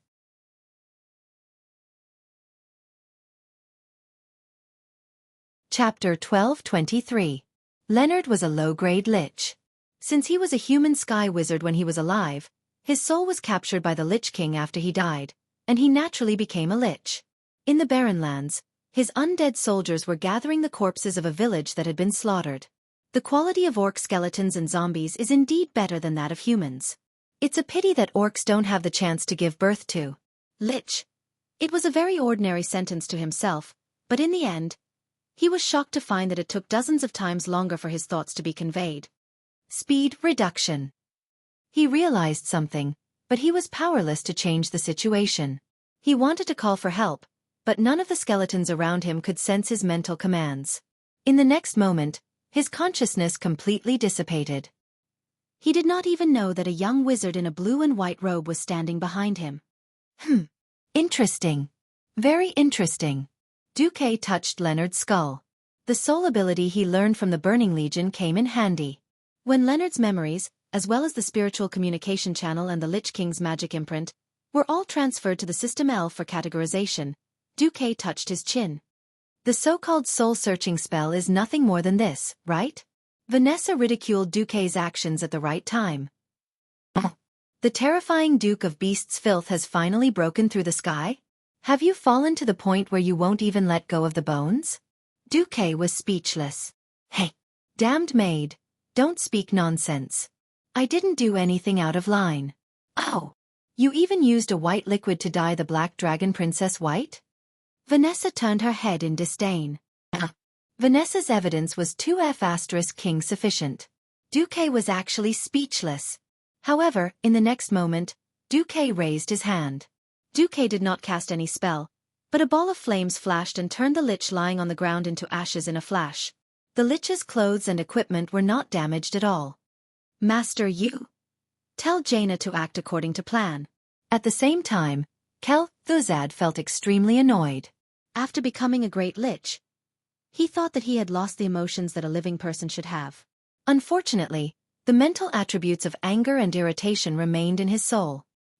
He did not know how long Xueqi's attack on Blackwing's nest would last, nor did he know if Kil'jaeden had a deeper plan against the Scourge army. He only knew that he had to take advantage of the fact that these living beings were busy taking care of themselves to gather more powerful servants for the Lich King. The Trolls' riot is just a trick. The one who can truly influence this world is the one behind Angela. Xueqi used the red light in his skull's eye sockets to scan the audience. There, the three horsemen of the apocalypse were using shadow energy to repair their bodies. At that time, Kil'jaeden's spatial trap was a little strange. It felt a little lacking in lethality. Although the Doomsday army suffered a lot of losses, it was not fatal. For example, among the three horsemen of the apocalypse, Kurtaz, who was the most heavily injured, had only lost his lower body. It was fatal to the living, but it was nothing more than that to the undying. Xueqi was still dissatisfied. Not good enough. There must be a strong enough individual. It would be better if it was a paladin. After becoming a great lich, he had done a lot of inhuman experiments. He had basically come to the conclusion that the strongest undying must be transformed from the strongest living beings. Without the living there would be no dead. The growth of the Scourge army still needed to be filled by strong living beings. This was not good news for Xueqi, who believed in the supremacy of the dead. Before the Lich King woke up again, as a servant, Xueqi could only follow the existing rules. Looking at Renaud Maugraine, who was standing a little further away, Xueqi felt a little annoyed. This kid had not shown his value at all. If he had succeeded in assassinating his father and dragged the famous Ashbringer into the realm of the dead, Xueqi might have given him the position of a second-rate leader. But now, a third-rate Death Knight, scram to where you want to go. Raising his huge palm, his sharp bony fingers pointed to the east. Xueqi ordered, Naxxramas begin movement.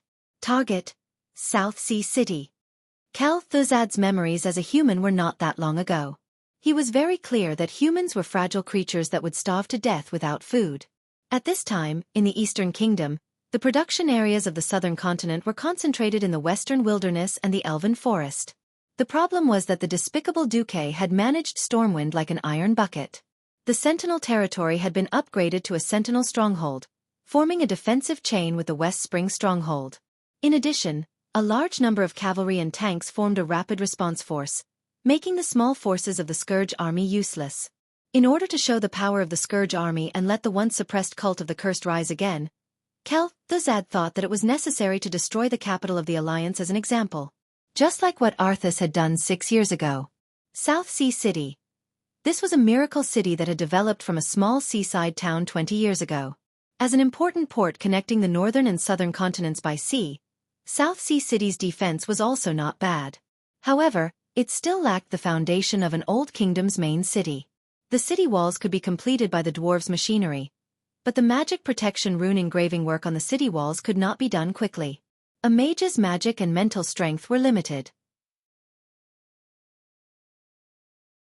Even the strongest mage could only spend an hour a day engraving magic runes. Therefore, the magic protection level of South Sea City could only be considered below average. In fact, the same situation was happening in New Lordaeron City, but Kel'Thuzad thought that His Majesty the Lich King would be more interested in attacking Lordaeron City himself. The time he chose was very sneaky, letting Naxxramas approach in the air just after nightfall. If everything went well, Naxxramas could raid South Sea City at around 12 o'clock in the middle of the night. For humans, nighttime was a time when their field of vision was greatly reduced, but for the undead who could only perceive the outside world with their souls, this was the golden time of the undead.